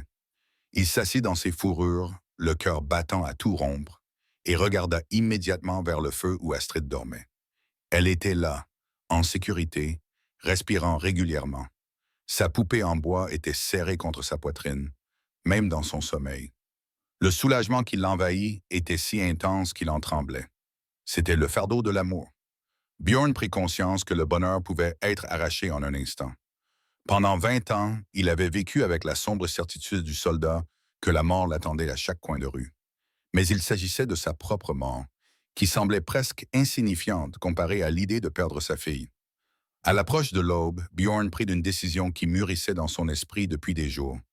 Astrid avait besoin de plus que ce qu'il pouvait lui offrir seul. Des vêtements appropriés, des chaussures à sa taille, peut-être d'autres enfants avec qui jouer. Mais plus que cela, elle avait besoin de savoir que le monde au-delà de leur cottage contenait des gens qui accepteraient et protégeraient leur famille atypique. Astrid, dit-il lorsqu'elle se réveilla, que dirais-tu d'aller visiter le village aujourd'hui? Sa réaction fut immédiate et prévisible. Ses épaules se raidirent et ses yeux s'écarquillèrent d'inquiétude. Est-ce que je suis obligé? Non, répondit Bjorn doucement. Tu n'es jamais obligé de faire quoi que ce soit. Cela te rendrait mal à l'aise. Mais j'ai pensé que tu aimerais peut-être rencontrer Helga, la femme qui m'a appris à lire. Elle est très gentille et elle fait les meilleurs gâteaux au miel des 3 royaumes. La mention des gâteaux au miel fit naître un éclair d'intérêt sur le visage d'Astrid, qui fut rapidement remplacé par de l'inquiétude. Et si les gens ne m'aiment pas? Bjorn s'agenouilla à côté de ses fourrures, amenant ses yeux au niveau des siens. Alors ces gens sont des imbéciles, et ils trouveront de meilleurs amis. Mais je pense que tu serais surprise de voir combien il y a de gens bien dans le monde. Il lui fallut presque toute la matinée pour la convaincre, et même alors, Astrid insista pour emporter sa poupée en bois et rester suffisamment près de Bjorn pour pouvoir toucher sa main à tout moment. Ils descendirent lentement le sentier de montagne, s'arrêtant fréquemment pour examiner des rochers ou des fleurs intéressants, tout ce qui pouvait retarder le moment où ils devraient affronter le jugement des autres. Ironwood semblait différent à travers le prisme de la paternité. Là où Bjorn voyait autrefois un simple village de montagne, il remarquait désormais des détails qui pouvaient avoir de l'importance pour un enfant. Le signe amical du forgeron, le sourire chaleureux du boulanger, le groupe d'enfants jouant avec des chevaux en bois sculptés sur la place. Tout était à la fois plus prometteur et plus menaçant que lorsqu'il n'avait à se soucier que de lui-même. La maison d'Helga se trouvait à l'orée du village, entourée de jardins d'herbes aromatiques qui emplissaient l'air de parfums de romarin et de thym. La vieille femme apparut avant qu'il n'atteigne son portail, comme si elle les attendait. « Voici donc la fille dont j'ai entendu parler », dit Helga d'une voix chaleureuse et accueillante. C'était une petite femme ronde aux cheveux gris argentés et aux yeux qui ne manquaient rien. « Bonjour, mon enfant, je m'appelle Helga. » Astrid se blottit contre Bjorn, mais parvint à lui répondre par un murmure. Le sourire d'Helga s'élargit. « Tu as d'excellentes manières, ma petite. Voudrais-tu entrer pour déguster des gâteaux au miel et du lait? Je les ai préparés ce matin. » L'intérieur de cette maison était tout le contraire de celui de Bjorn. Lumineux, encombré de tissus colorés et de fleurs séchées, il respirait le chaos confortable d'une vie pleinement vécue. Astrid écarquilla les yeux en découvrant cette abondance de textures et de couleurs si différentes de la simplicité pratique de leur maison dans les montagnes. « Assieds-toi où tu veux, » dit Helga en se dirigeant vers sa cuisine. « Et ne fais pas attention au chat. Mimir est très vieux et dort la plupart du temps. » Un énorme chat orange leva la tête d'un coin ensoleillé du sol pour les regarder avec une indifférence digne avant de retourner à sa sieste. Astrid regarda l'animal avec fascination. Elle n'avait jamais vu de chat domestique auparavant, seulement des chats sauvages qui chassaient dans les forêts. « Il est magnifique, » murmura-t-elle. « Et il le sait, » répondit Helga en riant, revenant avec une assiette de gâteaux au miel doré qui firent briller les yeux d'Astrid malgré sa nervosité. « Mimir est avec moi depuis 15 ans maintenant. Je l'ai trouvé quand il était chaton, à moitié gelé dans une congère. » Pendant qu'elle mangeait, Helga fit parler Astrid avec l'habileté de quelqu'un qui avait passé des décennies à travailler avec des enfants timides. Elle lui posa des questions sur la poupée en bois. Elle s'appelait Inger et avait été sculptée par le père biologique d'Astrid avant sa mort. Elle admira la robe soigneusement raccommodée d'Astrid et suggéra qu'elle se rende à la boutique du tisserand pour voir de nouveaux tissus. Plus important encore, elle s'adressa à Astrid comme à une personne digne d'attention et de respect, et non comme à une enfant abandonnée ou une curiosité. « Bjorn m'a dit que tu apprenais à lire, » dit Helga. « C'est merveilleux. J'ai quelques livres qui pourraient t'intéresser. Des histoires de princesses courageuses et d'animaux intelligents. »« J'aime les histoires, » admit Astrid, sa voix devenant plus forte à chaque échange. « Alors toi et moi allons devenir de grandes amies, » déclara Helga. « On n'a jamais trop d'histoires. » Bjorn observait cette interaction avec un mélange de gratitude et d'étonnement. Helga faisait ce qu'il ne pouvait pas faire. Elle montrait à Astrid que le monde Adidas comptait des femmes qui pourraient la nourrir et la protéger, démontrant que la famille pouvait s'étendre au-delà des liens du sang ou des liens juridiques pour englober toute personne qui choisissait de prendre soin d'elle. « Helga, » dit Bjorn alors qu'Astrid était absorbée par l'examen d'un livre d'histoires illustrées, « puis-je te poser une question? » Les yeux de la femme plus âgée s'écarquillèrent d'intérêt. Bien sûr, il sortit de sa pochette une petite pierre du granit gris qu'il avait sculptée de runes protectrices pendant les longues soirées. Le travail était grossier mais reconnaissable, des symboles anciens qui invoquaient la protection du Dieu pour les enfants et les voyageurs. « Je voulais faire quelque chose pour Astrid, » expliqua-t-il doucement. « Quelque chose qu'elle pourrait porter et qui lui rappellerait qu'elle est protégée et aimée. Mais je ne suis pas sûr des runes. Cela fait longtemps que je ne les ai pas étudiées correctement. » Helga examina la pierre avec le respect dû à la fois à l'artisanat et à l'intention. « Les symboles sont corrects, » dit-elle doucement. « Mais plus que cela, c'est l'amour que vous avez mis dans la gravure qui constitue la véritable protection. Aucune magie n'est plus forte que le dévouement d'un parent. » Alors qu'ils se préparaient à partir, chargés de gâteaux au miel et d'un petit livre d'histoire pour enfants, Helga attira Bjorn à l'écart. Elle guérit, observa la vieille femme en regardant Astrid caresser Mimir avec douceur. Mais la douleur est toujours là, des blessures profondes qui mettront du temps à se refermer complètement. Bjorn acquiesça d'un air sombre. Je le vois parfois dans ses yeux, dans la façon dont elle tient sa nourriture ou dont elle s'excuse pour des choses qui ne sont pas de sa faute. Combien de temps faudra-t-il avant qu'elle se sente vraiment en sécurité? Il n'y a pas de délai pour guérir un cœur, répondit Helga. Mais tu fais tout ce qu'il faut, tu lui donnes le choix, tu lui montres un amour constant, tu prouves par tes actions que l'on peut te faire confiance aux adultes. Elle y arrivera, en remontant le sentier de montagne. À l'approche du soir, Bjorn ressentit quelque chose qu'il n'avait pas éprouvé depuis des années. Une fierté qui n'était pas due à la victoire au combat. Astrid parlait joyeusement du chat d'Helga et des images de son nouveau livre. Sa nervosité initiale était oubliée dans la joie d'une interaction sociale réussie. Père, dit-elle alors qu'il s'arrêtait pour se reposer près d'un ruisseau de montagne, penses-tu qu'Helga serait vraiment mon amie, même si je ne fais pas partie de sa vraie famille? Bjorn s'agenouilla près de l'eau et choisit une pierre plate qu'il fit rebondir sur la surface avec une aisance acquise par l'habitude.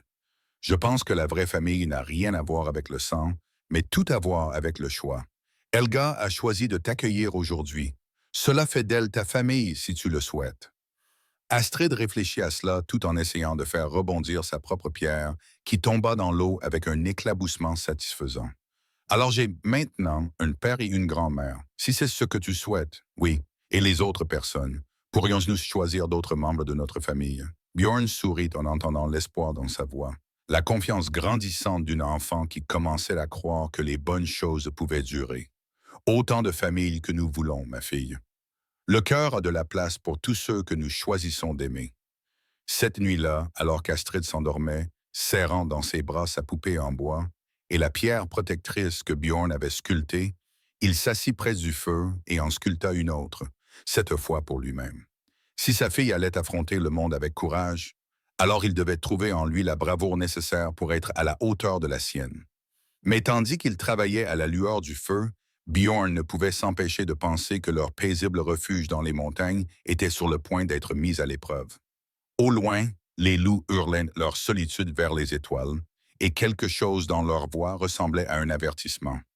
La première véritable épreuve de leur lien survint 6 semaines après la vente aux enchères, par un matin frais où l'automne avait peint les flancs des montagnes de rouge et d'or éclatants. Bjorn apprenait à Astrid à utiliser un petit couteau en sculptant des formes simples dans des branches de pin lorsqu'elle commit sa première véritable erreur. La lame glissa, lui infligeant une coupure superficielle à la paume de la main qui saigna plus abondamment que nécessaire. La réaction d'Astrid fut immédiate et déchirante. Elle laissa tomber le couteau et se recroquevilla, tremblant de terreur. « Je suis désolé, haleta-t-elle, les larmes coulant sur son visage. « Je suis désolé. Je suis désolé. Ne me frappe pas, s'il te plaît. » Ces mots frappèrent Bjorn comme des coups physiques. En 6 semaines de patience attentive, il ne l'avait jamais vu aussi effrayé, pas même à la salle des ventes. Sa terreur absolue à l'idée de commettre une erreur révéla des traumatismes passés qu'il commençait seulement à comprendre. « Astrid, dit-il doucement, sans s'approcher d'elle, regarde-moi, ma fille. Tu n'as pas d'ennui. Des accidents, ça arrive. Ça fait partie de l'apprentissage. » Mais elle était incapable de l'entendre, perdue dans un souvenir de punition pour sa maladresse d'enfante. Son petit corps tremblait sous la force de ses sanglots, et elle répétait sans cesse des excuses comme un mantra contre la violence attendue. Bjorn sentit la rage monter dans sa poitrine, non pas contre Astrid, mais contre les adultes qui lui avaient appris que faire des erreurs signifiait souffrir. Il s'efforça de garder une voix calme et douce. « Ma chère petite, tu es en sécurité. Personne ne te fera de mal parce que tu saignes. Laisse-moi t'aider à nettoyer la coupure, puis nous mangerons des gâteaux au miel d'Helga. Ça te va? » Il lui fallut près d'1 heure pour la calmer suffisamment afin de pouvoir soigner sa blessure mineure. Lorsqu'elle le laissa enfin envelopper sa paume dans un tissu propre, Astrid le regarda avec des yeux qui exprimaient à la fois de la gratitude et de l'incrédulité. « Tu n'es pas en colère, murmura-t-elle. « Jamais, répondit Bjorn fermement. Pas pour les accidents, pas pour les erreurs, pas pour le fait d'être humain. La seule chose qui pourrait me mettre en colère, c'est que quelqu'un essaie de te faire du mal. Ce soir-là, alors qu'ils partageaient leur repas simple dans le bol en bois qui était devenu leur rituel, Astrid parla pour la première fois de sa vie avant la maison de vente aux enchères. Mon oncle me frappait quand je cassais des choses, dit-elle doucement, sans lever les yeux de sa soupe. Il disait que les orphelins devaient gagner leur vie et que les orphelins maladroits étaient pires qu'inutiles. Les mains de Bjorn se crispèrent d'un poing sous la table, mais sa voix resta calme. Ton oncle avait tort. Les enfants sont censés faire des erreurs. C'est ainsi qu'ils apprennent. Tout adulte qui frappe un enfant parce qu'il est un enfant est inutile. Il disait que j'avais de la chance qu'il m'ait recueilli après que les pillards aient tué mes parents, que personne d'autre ne voudrait d'une fille stupide et maladroite. Alors il était non seulement cruel, mais aussi menteur, dit Bjorn avec une intensité tranquille. Tu es intelligente, gentille, courageuse et belle. N'importe quel père serait honoré de t'avoir pour fille. Et je suis l'homme le plus chanceux au monde parce que j'ai la chance d'être ton père. Astrid le regarda avec émerveillement, comme si elle n'avait jamais envisagé que les adultes puissent se tromper sur des choses importantes. Vraiment? Vraiment? Et Astrid, si jamais quelqu'un essaie de te convaincre du contraire, je veux que tu te souviennes de cette conversation. Souviens-toi que tu es précieuse et aimée, quelles que soient les erreurs que tu commets ou les paroles cruelles que les gens peuvent prononcer. À l'approche de l'hiver, leur routine quotidienne devint plus précieuse pour eux deux. Bjorn enseigna à Astrid des compétences pratiques. Comment entretenir un feu pour la nuit? Comment conserver la viande pour une longue durée? Comment lire les signes météorologiques dans la formation des nuages? Mais surtout, il lui apprit qu'elle avait une valeur au-delà de son utilité, que ses pensées et ses sentiments comptaient, qu'elle méritait de la gentillesse simplement parce qu'elle était d'elle-même. Astrid, à son tour, enseigna à Bjorn des leçons dont il ne savait pas qu'il avait besoin. Elle lui montra comment trouver de la joie dans les petites choses, comme la façon dont le givre matinal créait des jardins de cristal sur leurs fenêtres, ou comment le chat Mimir pouvait être convaincu de ronronner si on le grattait juste derrière les oreilles. Elle l'aida à voir sa maison sous un nouveau jour. Son regard neuf lui fit remarquer des détails qu'il n'avait jamais remarqués pendant toutes ses années de vie solitaire. « Père, dit-elle un soir alors qu'ils étaient assis près du feu, elle avec son livre, lui avec sa sculpture sur bois. Pourquoi les gens vendent-ils des enfants? La question prit Bjorn au dépourvu, même s'il comprit qu'elle la tournait dans sa tête depuis des semaines. Comment expliquer à une enfant de 8 ans que le monde compte des gens qui considèrent les enfants comme des marchandises plutôt que comme des trésors? Certaines personnes oublient que les enfants sont la chose la plus importante au monde, répondit-il avec précaution. Elles pensent que l'or, la terre ou le pouvoir sont plus importants que la famille. Ces personnes sont très malades à l'intérieur, même si elles ne semblent pas malades à l'extérieur. Mes parents étaient-ils malades comme ça? Est-ce que pour cela qu'ils sont morts et m'ont laissé seul? Bai posa sa sculpture et la regarda sérieusement. Non, ma chérie, tes parents sont morts en se battant pour te protéger, toi et ton village, contre des hommes mauvais. Ce n'est pas une maladie. C'est le plus grand amour que l'on puisse montrer. Comment le sais-tu? Parce que s'ils avaient été le genre de personnes à vendre leur enfant, ils n'auraient jamais élevé une fille aussi courageuse et aimante que toi. De bons parents font de bons enfants, et tu es très, très bonne. Ces conversations devinrent plus fréquentes à mesure qu'Astrid s'habituait à l'idée que ses pensées et ses questions importaient à quelqu'un. Elle posait des questions sur tout. Pourquoi les guerriers faisaient-ils la guerre? Les dieux existaient-ils vraiment?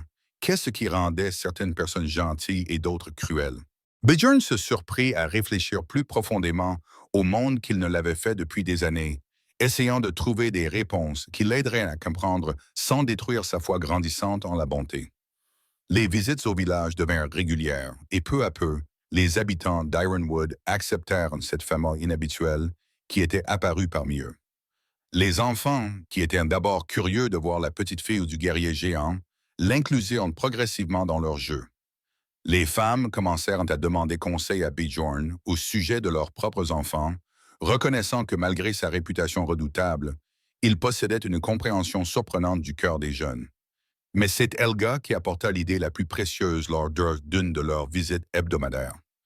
Tu changes aussi, tu sais, observa-t-elle en regardant Bjorn aider patiemment Astrid à prononcer les mots difficiles de son livre de lecture.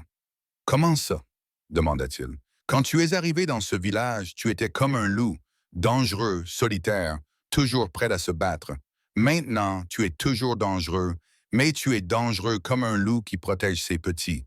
Ta force a désormais un but. Elle n'est plus seulement source de souffrance.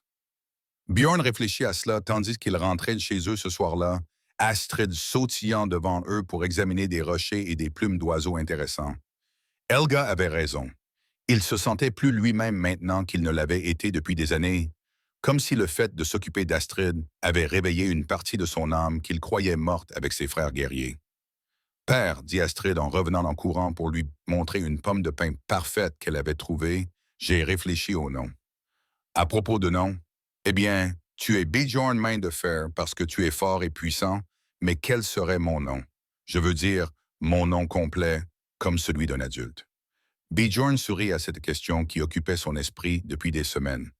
Dans la tradition nordique, les enfants prenaient le nom de leur père en plus du leur. Mais ils n'en avaient jamais discuté officiellement, et ils ne voulaient pas présumer de ce qu'elle souhaitait. Quel nom complet aimerais-tu avoir? Demanda-t-il. Astrid réfléchit à la question avec le sérieux qu'elle accordait à toutes les questions importantes. Astrid, Phil de Bjorn, dit-elle finalement. Phil de Bjorn, est-ce que ça te convient? Cette simple demande lui fit presque monter les larmes aux yeux. Ce serait le plus grand honneur de ma vie que tu portes mon nom, ma fille. Ce soir-là, alors qu'ils partageaient leur repas dans leur bol spécial, un rituel qui était devenu sacré pour eux deux, Bjorn grava le nom complet d'Astrid sur un morceau de chêne. Astrid, Bjorn's daughter. Les lettres s'accordaient parfaitement, comme si elles avaient toujours été là. Maintenant, c'est officiel, dit-il en lui montrant la gravure. Tu es ma fille de nom comme de cœur. Astrid suivit les lettres du bout des doigts, le visage rayonnant de bonheur. Et tu es mon père dans tout ce qui compte. Alors que l'hiver s'intensifiait autour de leur chalet de montagne, Bjorn réfléchit à quel point sa vie avait changé. L'homme vide qui avait acheté une enfant effrayée dans une salle des ventes avait disparu, remplacé par quelqu'un qui avait un but, de la joie et de l'espoir pour l'avenir. Astrid l'avait sauvé tout autant qu'il l'avait sauvé, peut-être même davantage. Mais alors même qu'il s'installait dans le rythme confortable de la vie de famille, Bjorn ne pouvait se défaire du sentiment que leur bonheur était observé dans l'ombre. Un instinct aiguisé par des années de guerre lui murmurait des avertissements qu'il ne pouvait encore nommer. Leur havre de paix lui semblait précieux et fragile, comme quelque chose qui pourrait être brisé par des forces indépendantes de leur volonté. Il repoussa ses pensées sombres et se concentra sur le présent, sur le rire de sa fille qui jouait avec Mimir, sur la façon dont elle cherchait inconsciemment sa main lorsqu'ils marchaient ensemble, sur le simple miracle des repas partagés et des histoires racontées avant de se coucher. Quelles que soient les ombres qui s'amassaient, Bjorn jura qu'elle ne toucherait pas à son enfant. Il avait retrouvé une raison de se battre, et cette fois, il ne laisserait pas la mort remporter la victoire. La lettre arriva le premier jour vraiment glacial de l'hiver, apportée par un messager qui semblait avoir chevauché à toute allure dans la neige. Bjorn ouvrit la porte de la maison et trouva un jeune homme, à peine plus qu'un garçon, tremblant dans le vent des montagnes, la barbe couverte de givre et le regard désespéré. « Êtes-vous Bjorn Ironhand » haleta le messager, son souffle formant des nuages dans l'air glacial. « C'est moi » répondit Bjorn en s'avançant instinctivement pour bloquer l'entrée. Derrière lui, Astrid leva les yeux de sa lecture, la curiosité remplaçant la concentration sur son petit visage. « J'apporte un message urgent de Henrik le forgeron » continua le messager en pressant un parchemin scellé dans les mains de Bjorn. « Il m'a dit de vous dire que les loups se rassemblent et qu'ils savent pour le petit agneau. » Ce message énigmatique fit courir un frisson glacial dans les veines de Bjorn, qui n'avait rien à voir avec le temps. Il glissa des pièces d'argent dans la paume du messager et l'invita à se réchauffer près du feu pendant qu'il lisait la lettre en privé. Mais ses mains tremblaient déjà lorsqu'il brisa le seau de cire, et les mots qui lui sautèrent aux yeux confirmèrent ses pires craintes. Le parchemin ne venait pas du tout d'Henrik. Le sceau du forgeron avait été falsifié, l'écriture copiée par quelqu'un doué pour la tromperie. Pire encore, la lettre portait des taches qui ressemblaient étrangement à du sang séché. Le sang d'Henrik, si la crainte grandissante de Bjorn était fondée. Mais c'est le contenu du message qui lui coupa véritablement le souffle. Ô guerrier qui se fait appeler père, tu possèdes quelque chose qui nous appartient. L'enfant que tu as acheté aux enchères est la princesse Estrid de Waldheim, dernière héritière survivante de la couronne de notre royaume voisin. Son oncle, le roi Sigurd l'usurpateur, a réclamé son trône et sa vie en guise de punition pour la trahison de ses parents. Nous savons où tu vis, ermite. Nous savons à quel point tu aimes cette fille. Remets-la nous de ton plein gré, et nous t'accorderons une mort sans souffrance. Force-nous à la prendre, et nous te forcerons à regarder pendant que nous lui apprendrons le prix du sang royal avant de lui trancher la gorge. Tu as jusqu'à la nouvelle lune pour l'amener au cercle de pierre de Ravens Hollow. Viens seul ou nous brûlerons ton village et tous ses habitants pour te débusquer. La confrérie du Loup Noir te salue.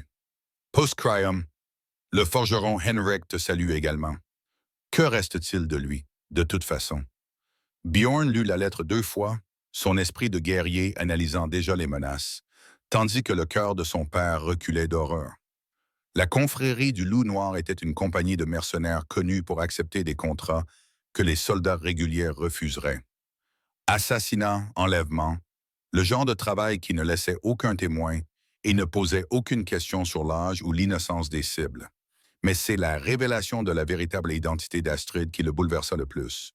Princesse de Waldheim, un royaume qu'il connaissait de réputation, sinon par expérience personnelle. Il y a 2 ans, le roi Harold et la reine Ingrid étaient morts en combattant une rébellion menée par le propre frère de la reine. Leur jeune fille avait soi-disant péri dans la même bataille. Son corps n'avait jamais été retrouvé dans le palais en flammes, sauf qu'elle n'était pas morte. D'une manière ou d'une autre, que Bjorn ne pouvait que deviner, elle s'était retrouvée, enfant terrifiée, sur un bloc d'enchères vendu par un oncle qui était probablement un complice rémunéré du roi usurpateur. « Père !»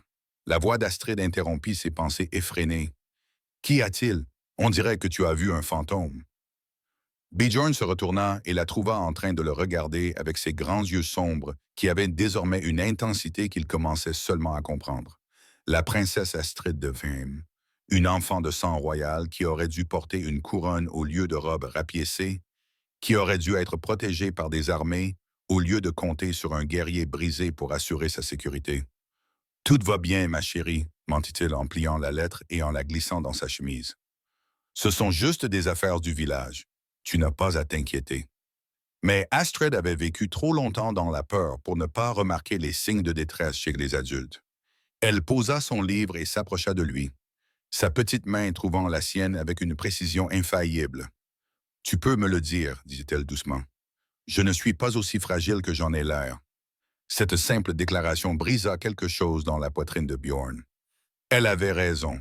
Sous son petit corps et sa nature douce se cachait un cœur d'acier, forgé par des pertes qui auraient brisé la plupart des adultes. Elle méritait de connaître la vérité, même si cette vérité risquait de détruire la paix qu'ils avaient construite ensemble. Mais pas encore, pas avant qu'il en sache plus sur la menace qui pesait sur eux et qu'il ait eu le temps de se préparer. « Bientôt, promit-il en lui serrant doucement la main. Il y a certaines choses que je dois d'abord comprendre.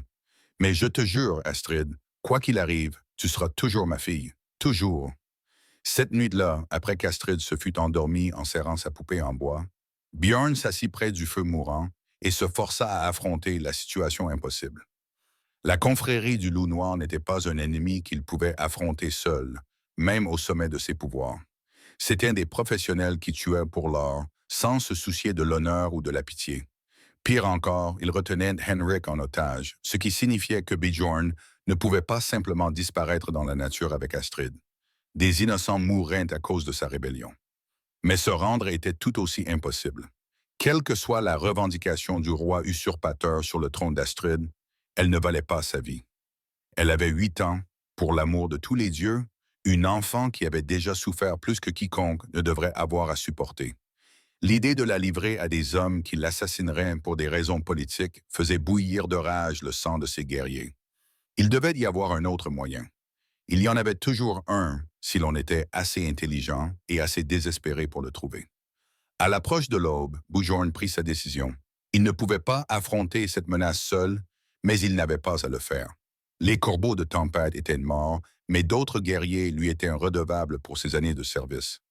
Des hommes qui répondraient à son appel, non pas pour l'or, mais pour l'honneur et les liens forgés au combat. Le premier défi consistait à leur faire passer le message sans alerter la confrérie de ses plans. Les corbeaux pouvaient transporter des messages plus rapidement que les chevaux, mais il serait difficile de trouver des oiseaux en hiver, et rien ne garantissait que ses anciens camarades étaient encore en vie ou en mesure de l'aider. Le père Bjorn se retourna et vit Astrid debout dans ses fourrures, les cheveux ébouriffés par le sommeil, mais les yeux grands ouverts et alertes. « Tu es réveillée tôt, ma petite. J'ai fait un cauchemar, dit-elle en s'approchant pour s'asseoir à côté de lui. Il y avait des hommes vêtus de capes noires, et ils voulaient m'emmener loin de toi. » Ces mots frappèrent Bjorn comme un seau d'eau glacée. Les enfants possèdent parfois une étrange capacité à sentir le danger que les adultes ne perçoivent pas, un instinct de survie qui transcende la compréhension rationnelle. « Ce n'était qu'un rêve, ma fille, » dit-il doucement, même s'il se demandait si c'était vraiment le cas. « Tu es en sécurité ici avec moi. » Mais Astrid scruta son visage avec le regard pénétrant de quelqu'un qui a appris à lire les émotions des adultes pour se protéger. « Toi aussi tu as peur, observa-t-elle. Je le vois dans tes yeux. » Bjorn comprit que continuer à mentir ne ferait qu'empirer les choses. S'ils devaient affronter cette menace ensemble, elle méritait de savoir à quoi il faisait une face. « Astrid, dit-il prudemment, que te souviens-tu de ta vie avant la salle des ventes? De tes vrais parents? » Son visage s'assombrit, envahi par une vieille douleur, mais elle répondit d'une voix ferme. « Mon père était roi, ma mère était belle et gentille. Ils sont morts en combattant des hommes mauvais qui voulaient voler notre royaume. » Elle marqua une pause, puis ajouta doucement. « Mon oncle m'a dit que cela me rendait dangereuse pour le nouveau roi, mais je n'ai jamais compris pourquoi. »« Parce que tu es l'héritière légitime du trône de Waldheim, » dit Bjorn doucement. « Ton sang fait de toi une menace pour l'homme qui a tué tes parents et volé ta couronne. » Astrid absorba cette révélation avec un calme qui ne cessait de l'étonner. « Alors les hommes de mon rêve, ils existent vraiment. Ils viennent me chercher. »« Oui, admit Bjorn. Mais écoute-moi, ma douce. Ils ne t'auront pas. Je mourrai avant de laisser quiconque te faire du mal. »« Je ne veux pas que tu meures, » dit Astrid avec férocité, les larmes aux yeux. « Je ne veux pas être princesse si cela signifie perdre mon père. » Ces mots faillirent briser la détermination de Bjorn. Cet enfant, qui avait tout à fait le droit de réclamer le trône qui lui avait été volé, était prêt à renoncer à son héritage pour préserver l'unité de leur famille. C'était le genre de sacrifice qui témoignait d'une noblesse qui n'avait rien à voir avec le sang royal. « Tu ne me perdras pas, » promit Bjorn en la serrant dans ses bras. « Mais nous devrons peut-être nous battre pour conserver notre droit de rester ensemble. Es-tu assez courageuse pour cela? » Astrid s'écarta pour le regarder droit dans les yeux. « M'apprendras-tu à me battre, moi aussi? Je ne veux pas me contenter de me cacher pendant que tu me protèges. » Bjorn sentit la fierté envahir sa poitrine. La peur ne l'avait pas affaibli. Elle l'avait rendu féroce. « Oui, dit-il solennellement. Je t'apprendrai tout ce que je sais. Mais d'abord, nous devons trouver de l'aide. » Au cours des jours suivants, Bjorn envoya des messages soigneusement codés à ses anciens camarades dispersés dans les terres du Nord. Certains furent transportés par des marchands ambulants, d'autres par des chasseurs qui lui devaient des faveurs. Les réponses arrivèrent lentement mais sûrement. Olaf l'ours, de son village près de la côte. Thorvald Barbe de Fer, de sa ferme dans les vallées orientales. Même Gunnar le Sage, depuis son monastère où il avait pris les ordres après avoir déposé son épée. Chaque homme qui répondit à l'appel de Bjorn apporta ses propres compétences et ses propres raisons de venir. Certains vinrent pour l'honneur, d'autres pour le frisson d'une dernière bataille. Mais tous vinrent parce que Bjorn Main de Fer les avait appelés. Et dans leur monde, cela avait encore un sens. Alors que ses anciens frères d'armes se rassemblaient dans la cabane, Astrid les observait avec fascination plutôt qu'avec crainte. C'étaient des hommes durs, marqués par la guerre et la violence, mais ils la traitaient avec la douce courtoisie réservée à quelque chose de précieux et de rare. Plus important encore, ils acceptaient sans sourciller qu'elle était la fille de Bjorn à tous les égards. « Alors, c'est toi la petite princesse qui a fait tant de bruit » grogna Olaf en s'agenouillant pour se mettre à sa hauteur. « Tu me sembles être une guerrière. »« J'apprends, » répondit Astrid avec une dignité qui fit sourire les vieux soldats. « C'est mon père qui m'enseigne. » Bien, déclara Torvald. Une princesse doit savoir comment défendre son royaume, même si ce royaume n'est qu'une cabane dans la montagne et les personnes qu'elle aime. C'est Gunnar le Sage qui fournit les informations les plus cruciales. Ses années passées au monastère n'avaient pas rompu ses liens avec le monde extérieur, et il apporta des nouvelles qui changèrent tout. La position de l'usurpateur n'est pas aussi sûre qu'il le prétend, rapporta Gunnar alors qu'ils se rassemblaient autour du feu de Bjorn. Il y a des nobles à Waldheim qui se souviennent avec amour d'Harold et d'Ingred et qui se rallieraient à la bannière de leur fille s'ils savaient qu'elle était en vie. Tu suggères que nous allions les combattre au lieu de simplement nous défendre? Demanda Bjorn. Je suggère qu'une princesse vivante vaut plus qu'une princesse morte, même pour le roi Sigurd.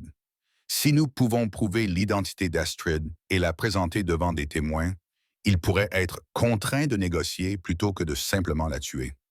Astrid, qui écoutait silencieusement depuis sa place près du feu, prit soudainement la parole. Et si je ne veux pas être princesse? Et si je veux simplement rester ici et être Astrid? Ben on n'est pas là. La pièce devint silencieuse tandis que les guerriers endurcis réfléchissaient à cette question qui touchait au cœur de leur dilemme. Ils avaient devant eux une enfant qui pouvait reconquérir un royaume, mais qui avait déjà trouvé le seul royaume qu'elle désirait vraiment, l'amour d'un père et un endroit où elle se sentait chez elle. C'est Olaf qui répondit, d'une voix inhabituellement douce. Ma petite, parfois nous ne pouvons pas choisir ce que le monde attend de nous, mais nous pouvons toujours choisir comment y répondre. Qu'est-ce que cela signifie? Demanda Astrid. Bjorn s'agenouilla à côté de sa chaise et prit ses petites mains dans les siennes, immenses. Cela signifie que tu sois la princesse Astrid de Waldheim ou Astrid, la fille chérie de Bjorn, tu resteras toujours ma fille. La couronne n'y changera rien. Rien ne le fera jamais. Mais si je suis princesse, les gens essaieront de m'éloigner de toi. Alors nous leur ferons comprendre que c'est inacceptable, dit Thorvald d'un ton grave. Les rois et les royaumes vont et viennent, mais la famille est éternelle. Alors qu'ils élaboraient leur stratégie pendant les longues nuits d'hiver, Bjorn ressentit quelque chose qu'il n'avait pas éprouvé depuis l'époque où il dirigeait les Storm Ravens, la confrérie des guerriers, unis par une cause plus grande qu'eux-mêmes. Mais cette fois, la cause n'était pas la gloire, l'or ou même l'honneur. Cette fois, ils se battaient pour l'amour, pour la famille, pour le droit d'un père et d'une fille à choisir leur propre destin. La confrérie du Loup Noir avait commis une erreur cruciale dans ses calculs. Elle avait supposé que menacer un ermite brisé suffirait pour obtenir son butin. Au lieu de cela, elle avait réveillé quelque chose de bien plus dangereux. Une famille prête à se battre les uns pour les autres, soutenue par des guerriers qui comprenaient que certaines choses valaient la peine de mourir. Alors que la nouvelle lune approchait et que le moment de l'échange supposé se rapprochait, Bjorn regarda sa fille qui dormait paisiblement près du feu, entourée d'hommes qui seraient prêts à mourir pour la protéger. Princesse ou paysanne, héritière royale ou simple fille des montagnes, cela n'avait aucune importance. Elle était aimée, et cet amour serait son bouclier contre les ténèbres qui les attendaient. La tempête approchait, mais ils l'affronteraient ensemble. Le matin de la nouvelle lune se leva, gris et glacial, avec une neige tombant en épaisse nappe qui transformait le paysage montagneux familier en quelque chose d'étrange et d'hostile. Bjorn se tenait à la fenêtre de sa chaumière, observant le voile blanc qui allait à la fois dissimuler et compliquer la tâche mortelle qui les attendait ce jour-là. Derrière lui, ses vieux camarades faisaient les derniers préparatifs avec l'efficacité tranquille d'hommes qui avaient affronté la mort tant de fois. Cela n'avait rien de mystérieux pour eux. Les armes étaient affûtées, les armures vérifiées et les plans d'urgence répétés à voix basse. Mais sous ce calme professionnel, Bjorn pouvait sentir la tension qui précédait toujours la bataille, sachant que certains d'entre eux ne verraient peut-être pas le prochain coucher de soleil. Astrid était assise à la table de la cuisine, tressant soigneusement ses cheveux avec l'habileté qu'elle avait enfin acquise après des semaines de pratique. Ce simple geste domestique semblait surréaliste, compte tenu de la violence qui allait presque certainement s'abattre sur eux, mais Bjorn comprenait son importance. Elle se préparait autant que n'importe quel guerrier, utilisant ce rituel pour trouver le courage d'affronter l'inconnu. « Père, dit-elle sans lever les yeux de sa tresse, peux-tu me parler de mes vrais parents? Pas des moments tristes, mais des bons moments. » Bjorn s'éloigna de la fenêtre et s'assit en face d'elle, reconnaissant de pouvoir détourner son attention de ses sombres pensées. « Que veux-tu savoir? » Comment était-il? En tant que personne, pas en tant que roi et reine. Gunnar leva les yeux de l'endroit où il bénissait les armes avec de l'eau bénite, une habitude qu'il avait conservée de ses années au monastère. Je les connaissais tous les deux, mon enfant. Ton père, Harold, était un homme gigantesque, encore plus grand que Bjorn, avec un rire qui pouvait faire trembler les murs. Ta mère, Ingrid, était petite comme toi, mais féroce, comme une louve, lorsqu'il s'agissait de défendre son peuple. S'aimait-il? Demanda Astrid avec la curiosité romantique de l'enfance. Plus que ce que les chansons peuvent raconter, répondit Gunnar avec un sourire doux. Ils se sont mariés pour des raisons politiques, comme c'est souvent le cas dans la royauté, mais ils ont trouvé le véritable amour l'un dans l'autre. Ton père disait souvent que se marier avec ta mère était la seule chose vraiment sage qu'il ait jamais faite, et ils m'ont aimé plus que tout, dit Bjorn avec fermeté. Gunnar m'a raconté que ton père emportait ton portrait au combat et que ta mère portait un médaillon contenant une mèche de tes cheveux tressés. Ils se sont battus et sont morts pour te protéger. Astrid termina sa tresse et l'attacha avec une lanière de cuir que Bjorn lui avait donnée, découpée dans la ceinture qu'il avait portée pendant une douzaine de campagnes. Alors j'essaierai d'être digne d'eux, dit-elle avec une détermination tranquille. Et digne de toi aussi, père. Ces mots simples faillirent faire perdre à Bjorn le sang-froid qu'il s'était soigneusement efforcé de conserver.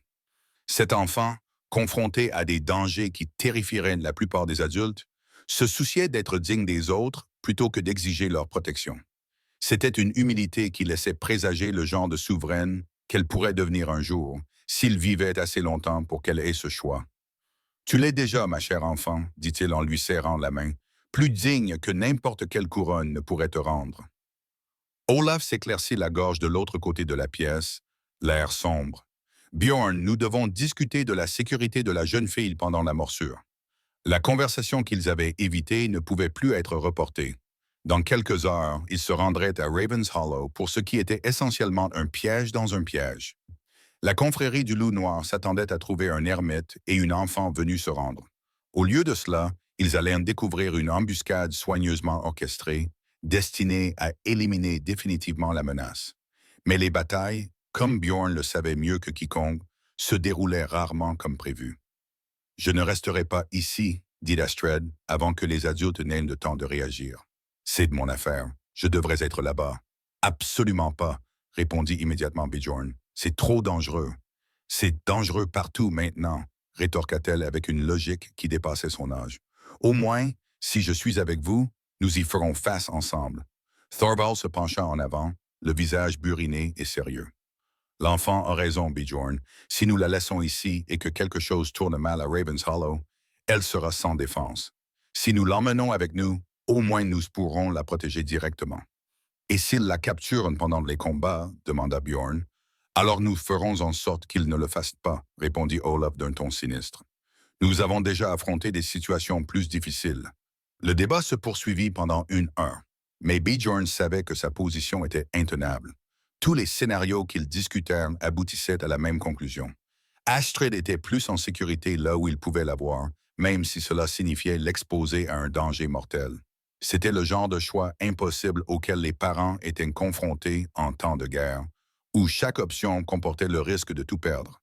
« Très bien, dit finalement Bjorn, mais tu resteras avec Gunnar jusqu'à la fin des combats. Pas d'acte héroïque, quoi qu'il arrive. Je te le promets, dit Astrid solennellement, puis elle ajouta avec un léger sourire. À moins que tu aies besoin de moi pour te sauver. À moins que tu aies besoin que je te sauve. Malgré tout, Bjorn se surprit à rire. Je m'en souviendrai. À l'approche de l'après-midi, ils commencèrent le processus minutieux de préparation. Bjorn revêtit son équipement de guerre pour la première fois depuis 3 ans. Une cotte de mailles qui lui allait toujours parfaitement, malgré ses mois de vie confortable, une épée qui chantait lorsqu'on la sortait de son fourreau et le bouclier distinctif qui l'avait rendu légendaire dans tout le Nord. Le poids de tout cela lui semblait à la fois familier et étrange, comme s'il saluait un vieil ami qui avait vieilli de manière inattendue.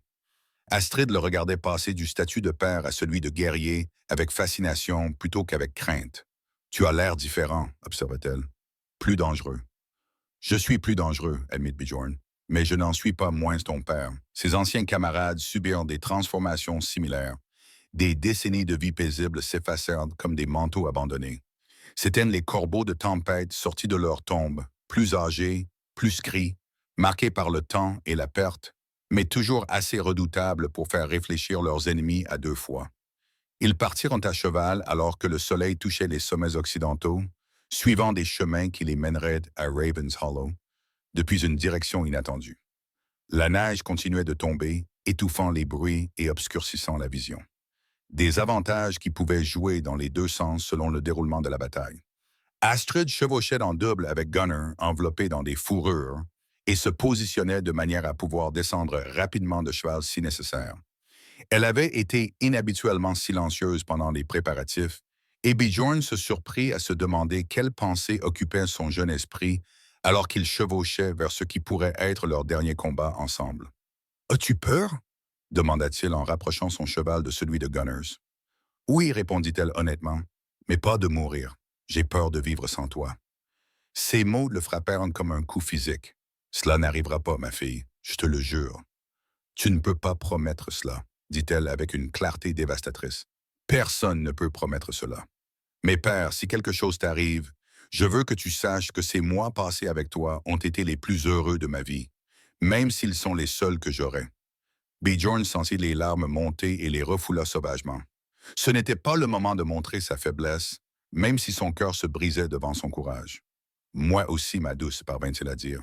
Moi aussi. » Ravens Hollow portait bien son nom, un amphithéâtre naturel de pierre, entouré d'anciens menhirs qui étaient déjà vieux lorsque les premiers Vikings arrivèrent sur ces terres. La légende disait que c'était un endroit où les dieux eux-mêmes avaient autrefois rendu leur jugement. Et en regardant les monolithes érodés qui s'élevaient de la neige, Bjorn pouvait le croire. Ils s'approchèrent par la crête est, utilisant la neige qui tombait comme couverture pendant qu'ils observaient le terrain en contrebas. La confrérie du Loup Noir était arrivée la première. Comme prévu, Bjorn compta au moins 20 hommes positionnés autour du cercle de pierre et probablement d'autres cachés dans les rochers environnants. Une installation professionnelle, observa Olaf tranquillement. Ils ont bloqué la plupart des voies de fuite et positionné des archers pour contrôler les hauteurs. Tu vois les bannières? Thorvald désigna les têtes de loups noirs peintes sur les boucliers dispersés tout autour de leur position. Ils n'essaient pas de cacher leur identité.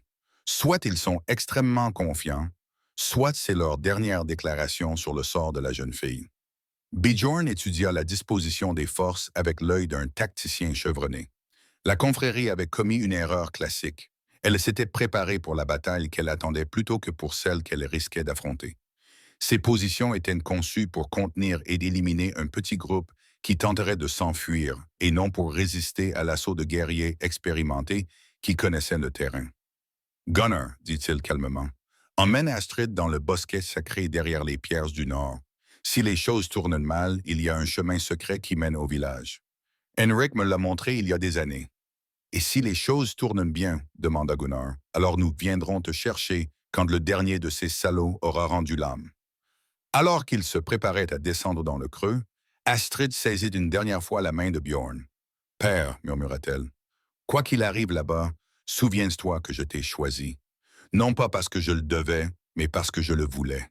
Tu es le meilleur père que j'aurais pu souhaiter. » Béon s'agenouilla dans la neige pour mettre ses yeux au niveau des siens, mémorisant chaque détail de son visage au cas où ce serait la dernière fois qu'il le verrait. « Et toi, Astrid, fille de Bjorn, tu es la meilleure fille qu'un guerrier brisé puisse espérer avoir.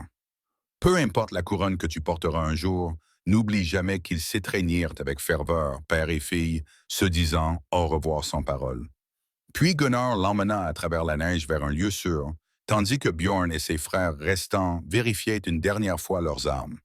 En dessous d'eux, le cercle de pierres attendait comme une arène où les dieux anciens avaient autrefois décidé du sort des mortels.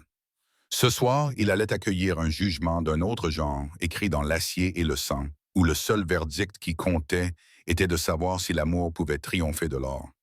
Bjorn leva son bouclier et tira son épée, sentant le poids familier s'installer dans ses mains, comme une prière exaucée autour de lui. Les derniers corbeaux de la tempête firent de même, leurs visages burinés par les intempéries, exprimant une détermination farouche. « Pour la famille, dit Bjorn doucement. Pour la famille, répétèrent-ils en chœur avant d'entamer leur descente vers la légende. La première flèche siffla près de l'oreille de Bjorn, alors qu'ils émergeaient des rochers recouverts de neige, annonçant leur présence à la confrérie avec le genre de panache dramatique qui fait des légendes. 20 ans de retraite s'évanouirent comme le givre du matin lorsque son bouclier se leva instinctivement, déviant le deuxième tir avec un impact retentissant qui résonna sur les pierres anciennes. « Corbeau de tempête !» rugit Bjorn, son cri de guerre transperçant la neige qui tombait comme une lame dans la soie. Pour moi, la réponse de ses anciens camarades fut immédiate et dévastatrice. Olaf l'ours fut à la hauteur de son nom, dévalant la pente avec une hache dans chaque main et un rugissement qui aurait fait fuir les vrais ours de terreur. Thorvald se déplaçait comme une ombre mortelle, sa lance trouvant les failles dans les armures avec la précision qui l'avait rendu légendaire.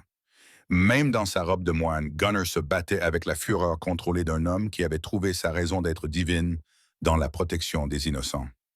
La confrérie du Loup Noir s'était préparée à la trahison et à la surprise, mais elle ne s'était pas préparée à la renaissance des corbeaux de la tempête. Ce n'étaient pas les mouvements prudents et circonspects d'hommes craignant la mort, c'étaient des guerriers qui avaient déjà fait de la paix avec la mort et trouvé une cause pour laquelle mourir.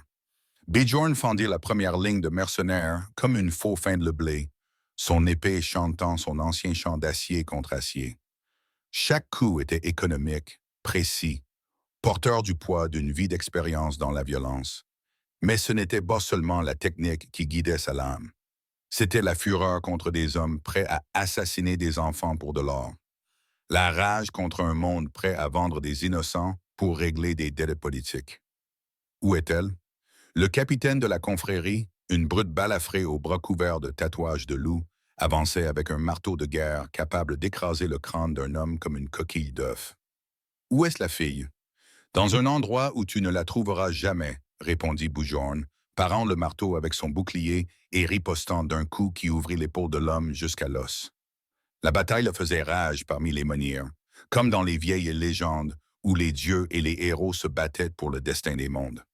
La neige tombait sur le sang versé, transformant le sol ancien en une tapisserie cramoisie qui témoignait du sacrifice et de la détermination. La confrérie se battait avec un talent professionnel, mais les Storm Ravens se battaient avec quelque chose qui dépassait le talent. Ils se battaient avec amour. Depuis sa cachette dans le bosquet sacré, Astrid observait à travers les interstices entre les branches de pin chargées de neige son père et ses amis se battre pour protéger son avenir. Chaque choc d'armes la faisait sursauter. Chaque cri de douleur provenant de l'un ou l'autre camp glaquait son jeune cœur. C'était sa faute. Ces braves hommes mouraient parce qu'elle existait, parce que son sang lui donnait droit à un trône qu'elle n'avait jamais voulu.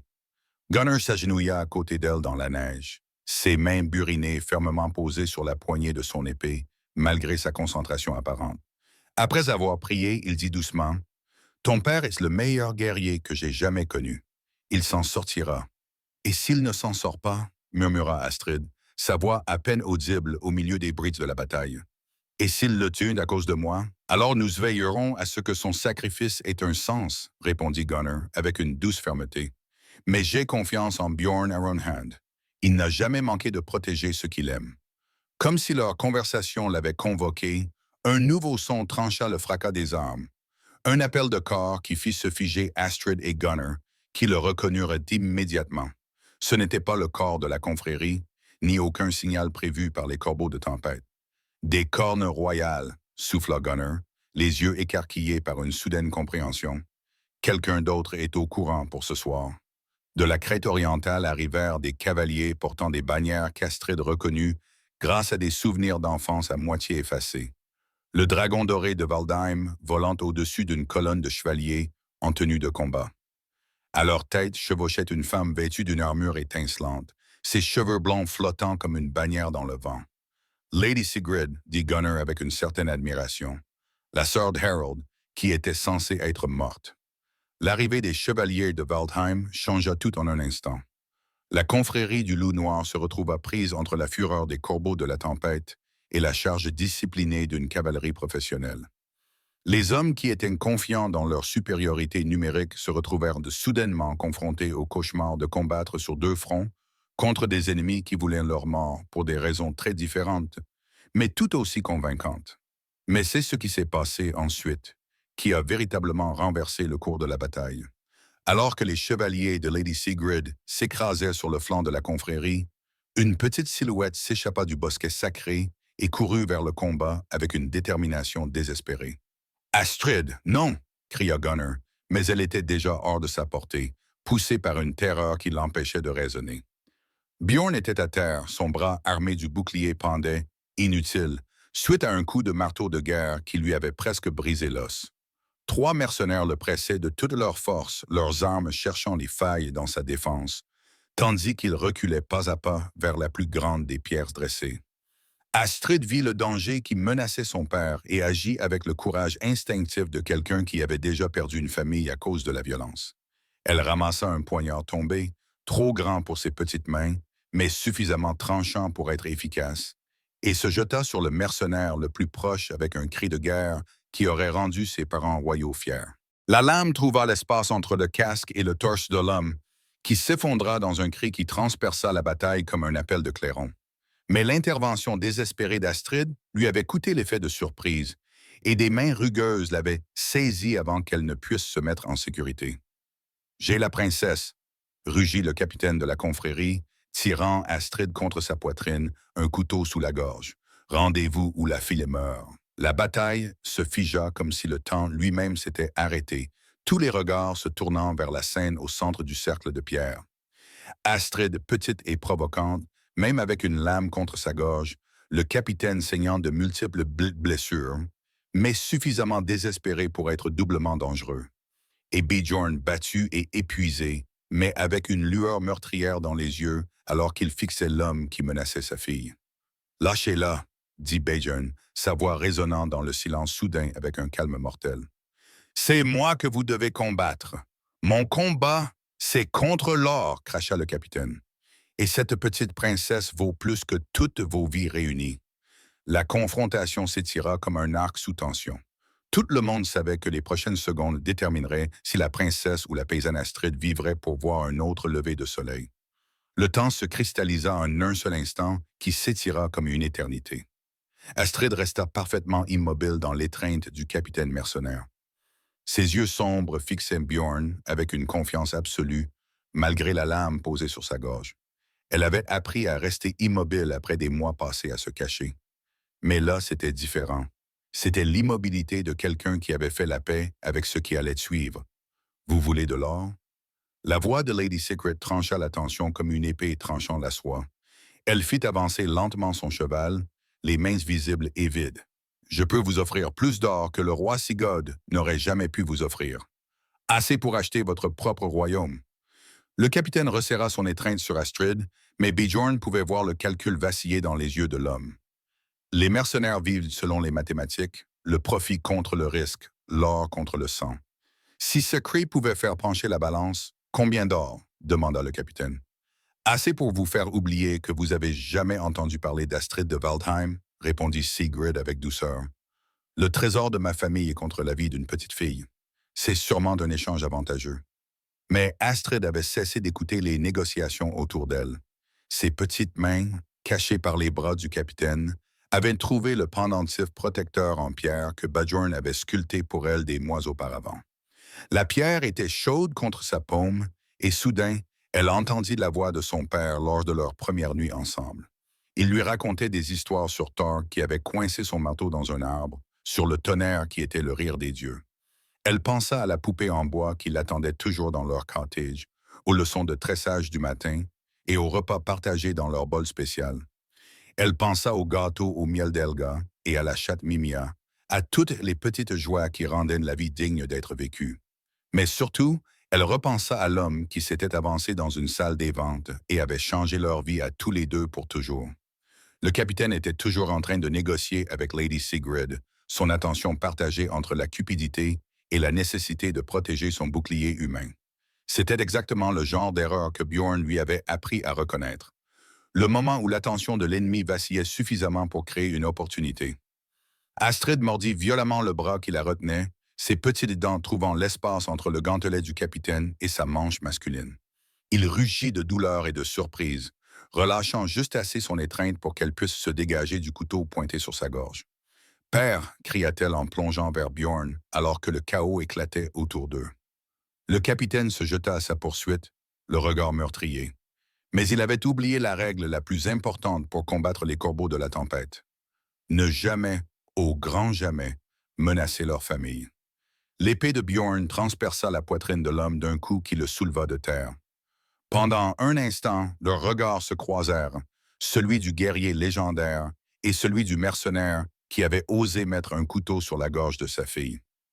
Aucun mot ne fut prononcé, mais le capitaine comprit dans ces derniers instants qu'il avait réveillé quelque chose de bien plus dangereux qu'il ne l'avait jamais imaginé.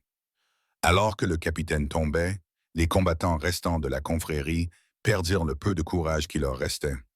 Pris entre les chevaliers de Valdheim et les corbeaux de la tempête renaissant, leurs chefs morts et leurs butins échappés, ils commencèrent à jeter leurs armes en signe de reddition. Mais Bjorn ne vit rien de tout cela. Son monde s'était réduit à Astrid, en sécurité dans ses bras, mais tremblante après avoir frôlé la mort. Il s'agenouilla dans la neige tachée de sang, la serrant contre sa poitrine, tandis qu'elle pleurait de soulagement et de terreur. « J'ai cru que j'allais te perdre », murmura-t-il dans ses cheveux. « Moi aussi, j'ai cru que j'allais te perdre », murmura-t-elle en retour. « Quand je t'ai vu te battre seul contre 3 d'entre eux. »« Chut !» la calma Bjorn en la berçant doucement. « Nous sommes tous les deux là. Nous sommes tous les deux en sécurité. » Lady Sigrid mit pied à terre et s'approcha lentement d'eux, retirant son casque pour révéler un visage qui ressemblait étrangement à celui de l'enfant dans les bras de Bjorn. Les mêmes yeux sombres, le même menton déterminé, la même aura de force tranquille qui trahissait son sang royal. « Princesse Astrid », dit Sigrid d'un ton formel, puis elle sourit. « Mais je suppose que tu préfères un autre nom ces jours-ci. » Astrid leva les yeux de l'épaule de Bjorn et observa la femme qui était techniquement sa tante. « Êtes-vous venu me chercher pour m'éloigner de mon père? »« Cela dépend, » répondit Sigrid avec prudence. « Que préférez-vous? » C'était une question simple, mais dont la réponse avait un poids considérable pour les royaumes. Astrid pouvait revendiquer son droit d'aînesse, restaurer l'honneur de sa famille et prendre la place qui lui revenait sur le trône de Valdé. Il lui suffisait de dire oui. Au lieu de cela, elle se tourna vers Bjorn. Elle le regarda attentivement, mémorisant chaque détail de son visage buriné, ses yeux bienveillants, ses mains douces malgré les callosités causées par l'épée et la hache. « Je choisis mon père, dit-elle clairement, sa jeune voix résonnant à travers le cercle de pierre avec une conviction absolue. Je choisis l'amour plutôt que la couronne, la famille plutôt que les royaumes. Je suis la fille d'Astrid Bjorn et je veux rentrer chez moi. » Le sourire de Secret s'élargit et pour la première fois, il atteignit ses yeux. « Alors c'est exactement ce que tu feras, dit-elle. Mais je pense que ton père pourrait se retrouver avec un titre inattendu et les terres qui vont avec. Après tout, quelqu'un doit représenter les intérêts de Valdheim dans ces montagnes. » Bjorn leva brusquement les yeux. « Que veux-tu dire? » « Je dis que la princesse Astrid a peut-être choisi de rester une fille des montagnes, mais elle reste de sang royal. Son père, par choix, sinon par naissance, mérite d'être reconnu pour ses services rendus à la couronne. Seigneur Bjorn d'Ironwood, ça sonne bien, tu ne trouves pas? » Alors que la neige continuait de tomber sur les pierres anciennes de Ravens Hollow, le père et la fille se serraient l'un contre l'autre, tandis qu'un nouvel avenir prenait forme autour d'eux. Ils s'étaient battus pour avoir le droit de choisir leur propre destin. Et en remportant ce combat, ils avaient trouvé quelque chose de mieux que le royaume ou l'exil. Ils avaient trouvé un foyer. 5 ans plus tard, par une autre fraîche matinée d'automne, alors que les montagnes resplendissaient de couleurs, Bjorn se tenait à la fenêtre de sa maison, regardant sa fille s'entraîner avec une épée en bois dans la cour en contrebas. À 13 ans, Astrid était devenue grande et forte, ses mouvements fluides, avec l'assurance de quelqu'un qui savait exactement qui elle était et où était sa place. La maison elle-même s'était agrandie, avec des pièces supplémentaires et un véritable atelier où Bjorn fabriquait des meubles pour le village en pleine expansion d'Ironwood. Ce qui était autrefois le refuge d'un ermite était désormais la maison confortable d'une famille qui était devenue, d'une manière ou d'une autre, le cœur de leur communauté montagnarde. « Elle s'améliore », observa Helga depuis sa chaise près du feu, où elle passait la plupart de ses après-midi ces derniers temps. L'âge avait ralenti le corps de la vieille femme, mais aiguisé son esprit, et elle restait la confidente la plus fiable d'Astrid, à part Bjorn lui-même. Elle est meilleure que je ne l'étais à son âge. Bjorn acquiesça avec fierté, même s'il espérait qu'elle n'aurait jamais l'occasion d'utiliser ses compétences. Sérieux, il regardait par la fenêtre Astrid accomplir une série complexe de mouvements qui auraient mis à l'épreuve de nombreux guerriers adultes. Son épée en bois se déplaçait avec précision et grâce, chaque coup s'enchaînant avec une économie qui témoignait d'un excellent entraînement et d'un talent naturel. Mais surtout, elle s'entraînait avec joie plutôt que par nécessité. La différence entre se préparer à la vie et se préparer à la guerre. Une agitation sur la place du village détourna son attention de l'entraînement de sa fille. Une petite caravane approchait sur le chemin de montagne. Leur bannière arborait le dragon doré de Waldheim. C'était la visite annuelle de Dame Sigrid, qui apportait des nouvelles du monde extérieur et des cadeaux à sa nièce qui avait choisi l'amour plutôt que la couronne.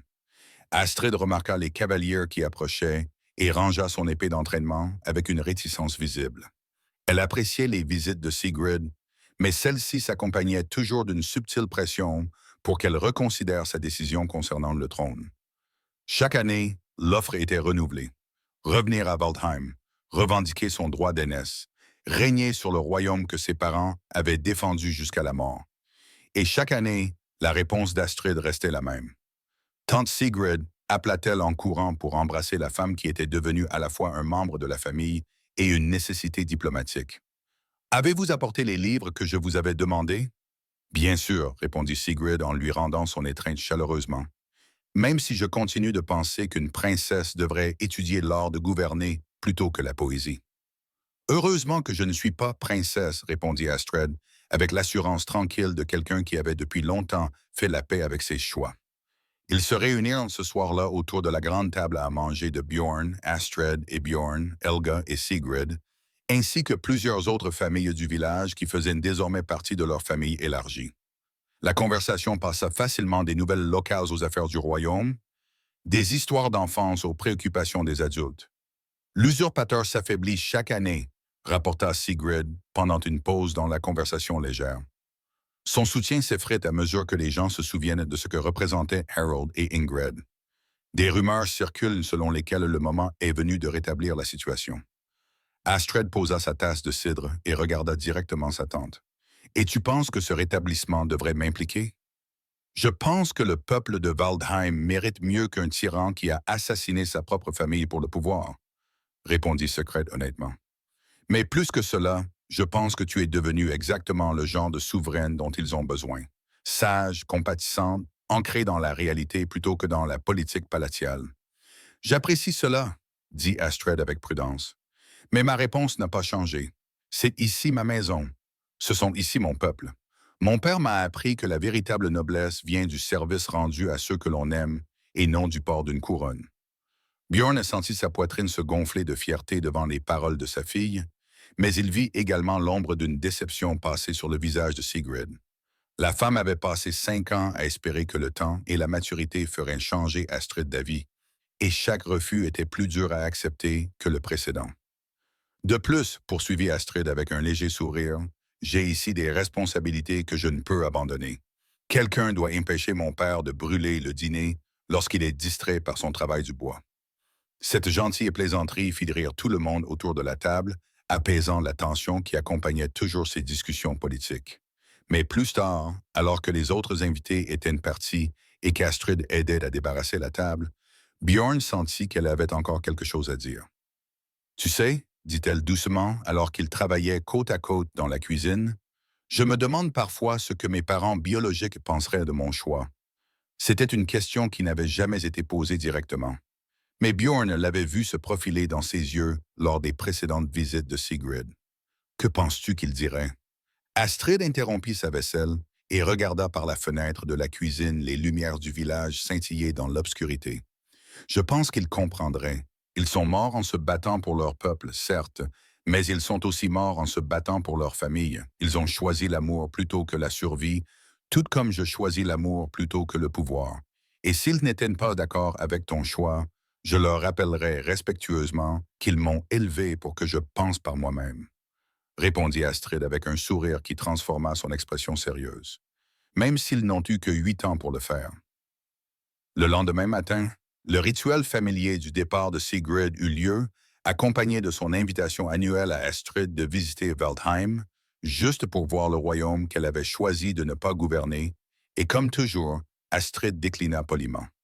Mais cette année, et quelque chose de différent se produisit lorsque la caravane de Sigrid disparut sur le chemin de montagne. Astrid se tourna vers Bjorn avec une expression qu'il avait appris à reconnaître, celle qu'elle avait lorsqu'une idée prenait forme. « Père, dit-elle pensivement, que diriez-vous d'agrandir à nouveau notre famille? » Bjorn haussa un sourcil. « À quoi penses-tu? Il y a d'autres maisons de vente aux enchères, d'autres enfants qui ont besoin que quelqu'un se lève et dise « Stop, je vais acheter ce petit. Nous avons de la place, nous avons des ressources, et surtout, nous avons de l'amour à partager. » La suggestion frappa Bjorn comme un coup physique, pas douloureux, mais bouleversant par sa justesse. Bien sûr. Pourquoi n'y avait-il jamais pensé lui-même? Leur histoire avait commencé avec un enfant sauvé d'une vente aux enchères, mais elle n'avait pas à s'arrêter là. « Tu veux commencer à collectionner les enfants abandonnés? » demanda-t-il avec un sérieux fin. « Je veux commencer à rassembler une famille, » corrigea Astrid. « Il y a une différence. Au cours des mois suivants, ils menèrent discrètement leur enquête et découvrirent que le problème était encore pire qu'ils ne l'avaient imaginé. Des maisons de vente aux enchères opéraient dans une douzaine de royaumes, vendant des enfants comme du bétail à quiconque avait suffisamment d'argent. Mais ils découvrirent également autre chose. Leur histoire s'était répandue, devenant une légende parmi ceux qui faisaient commerce de la misère humaine. Le nom de Bjorn Ironhand avait du poids dans ces cercles, et pas le genre de poids qui encourageait la cruauté des involtes. Au printemps suivant, leur foyer s'était agrandi pour accueillir 3 enfants supplémentaires.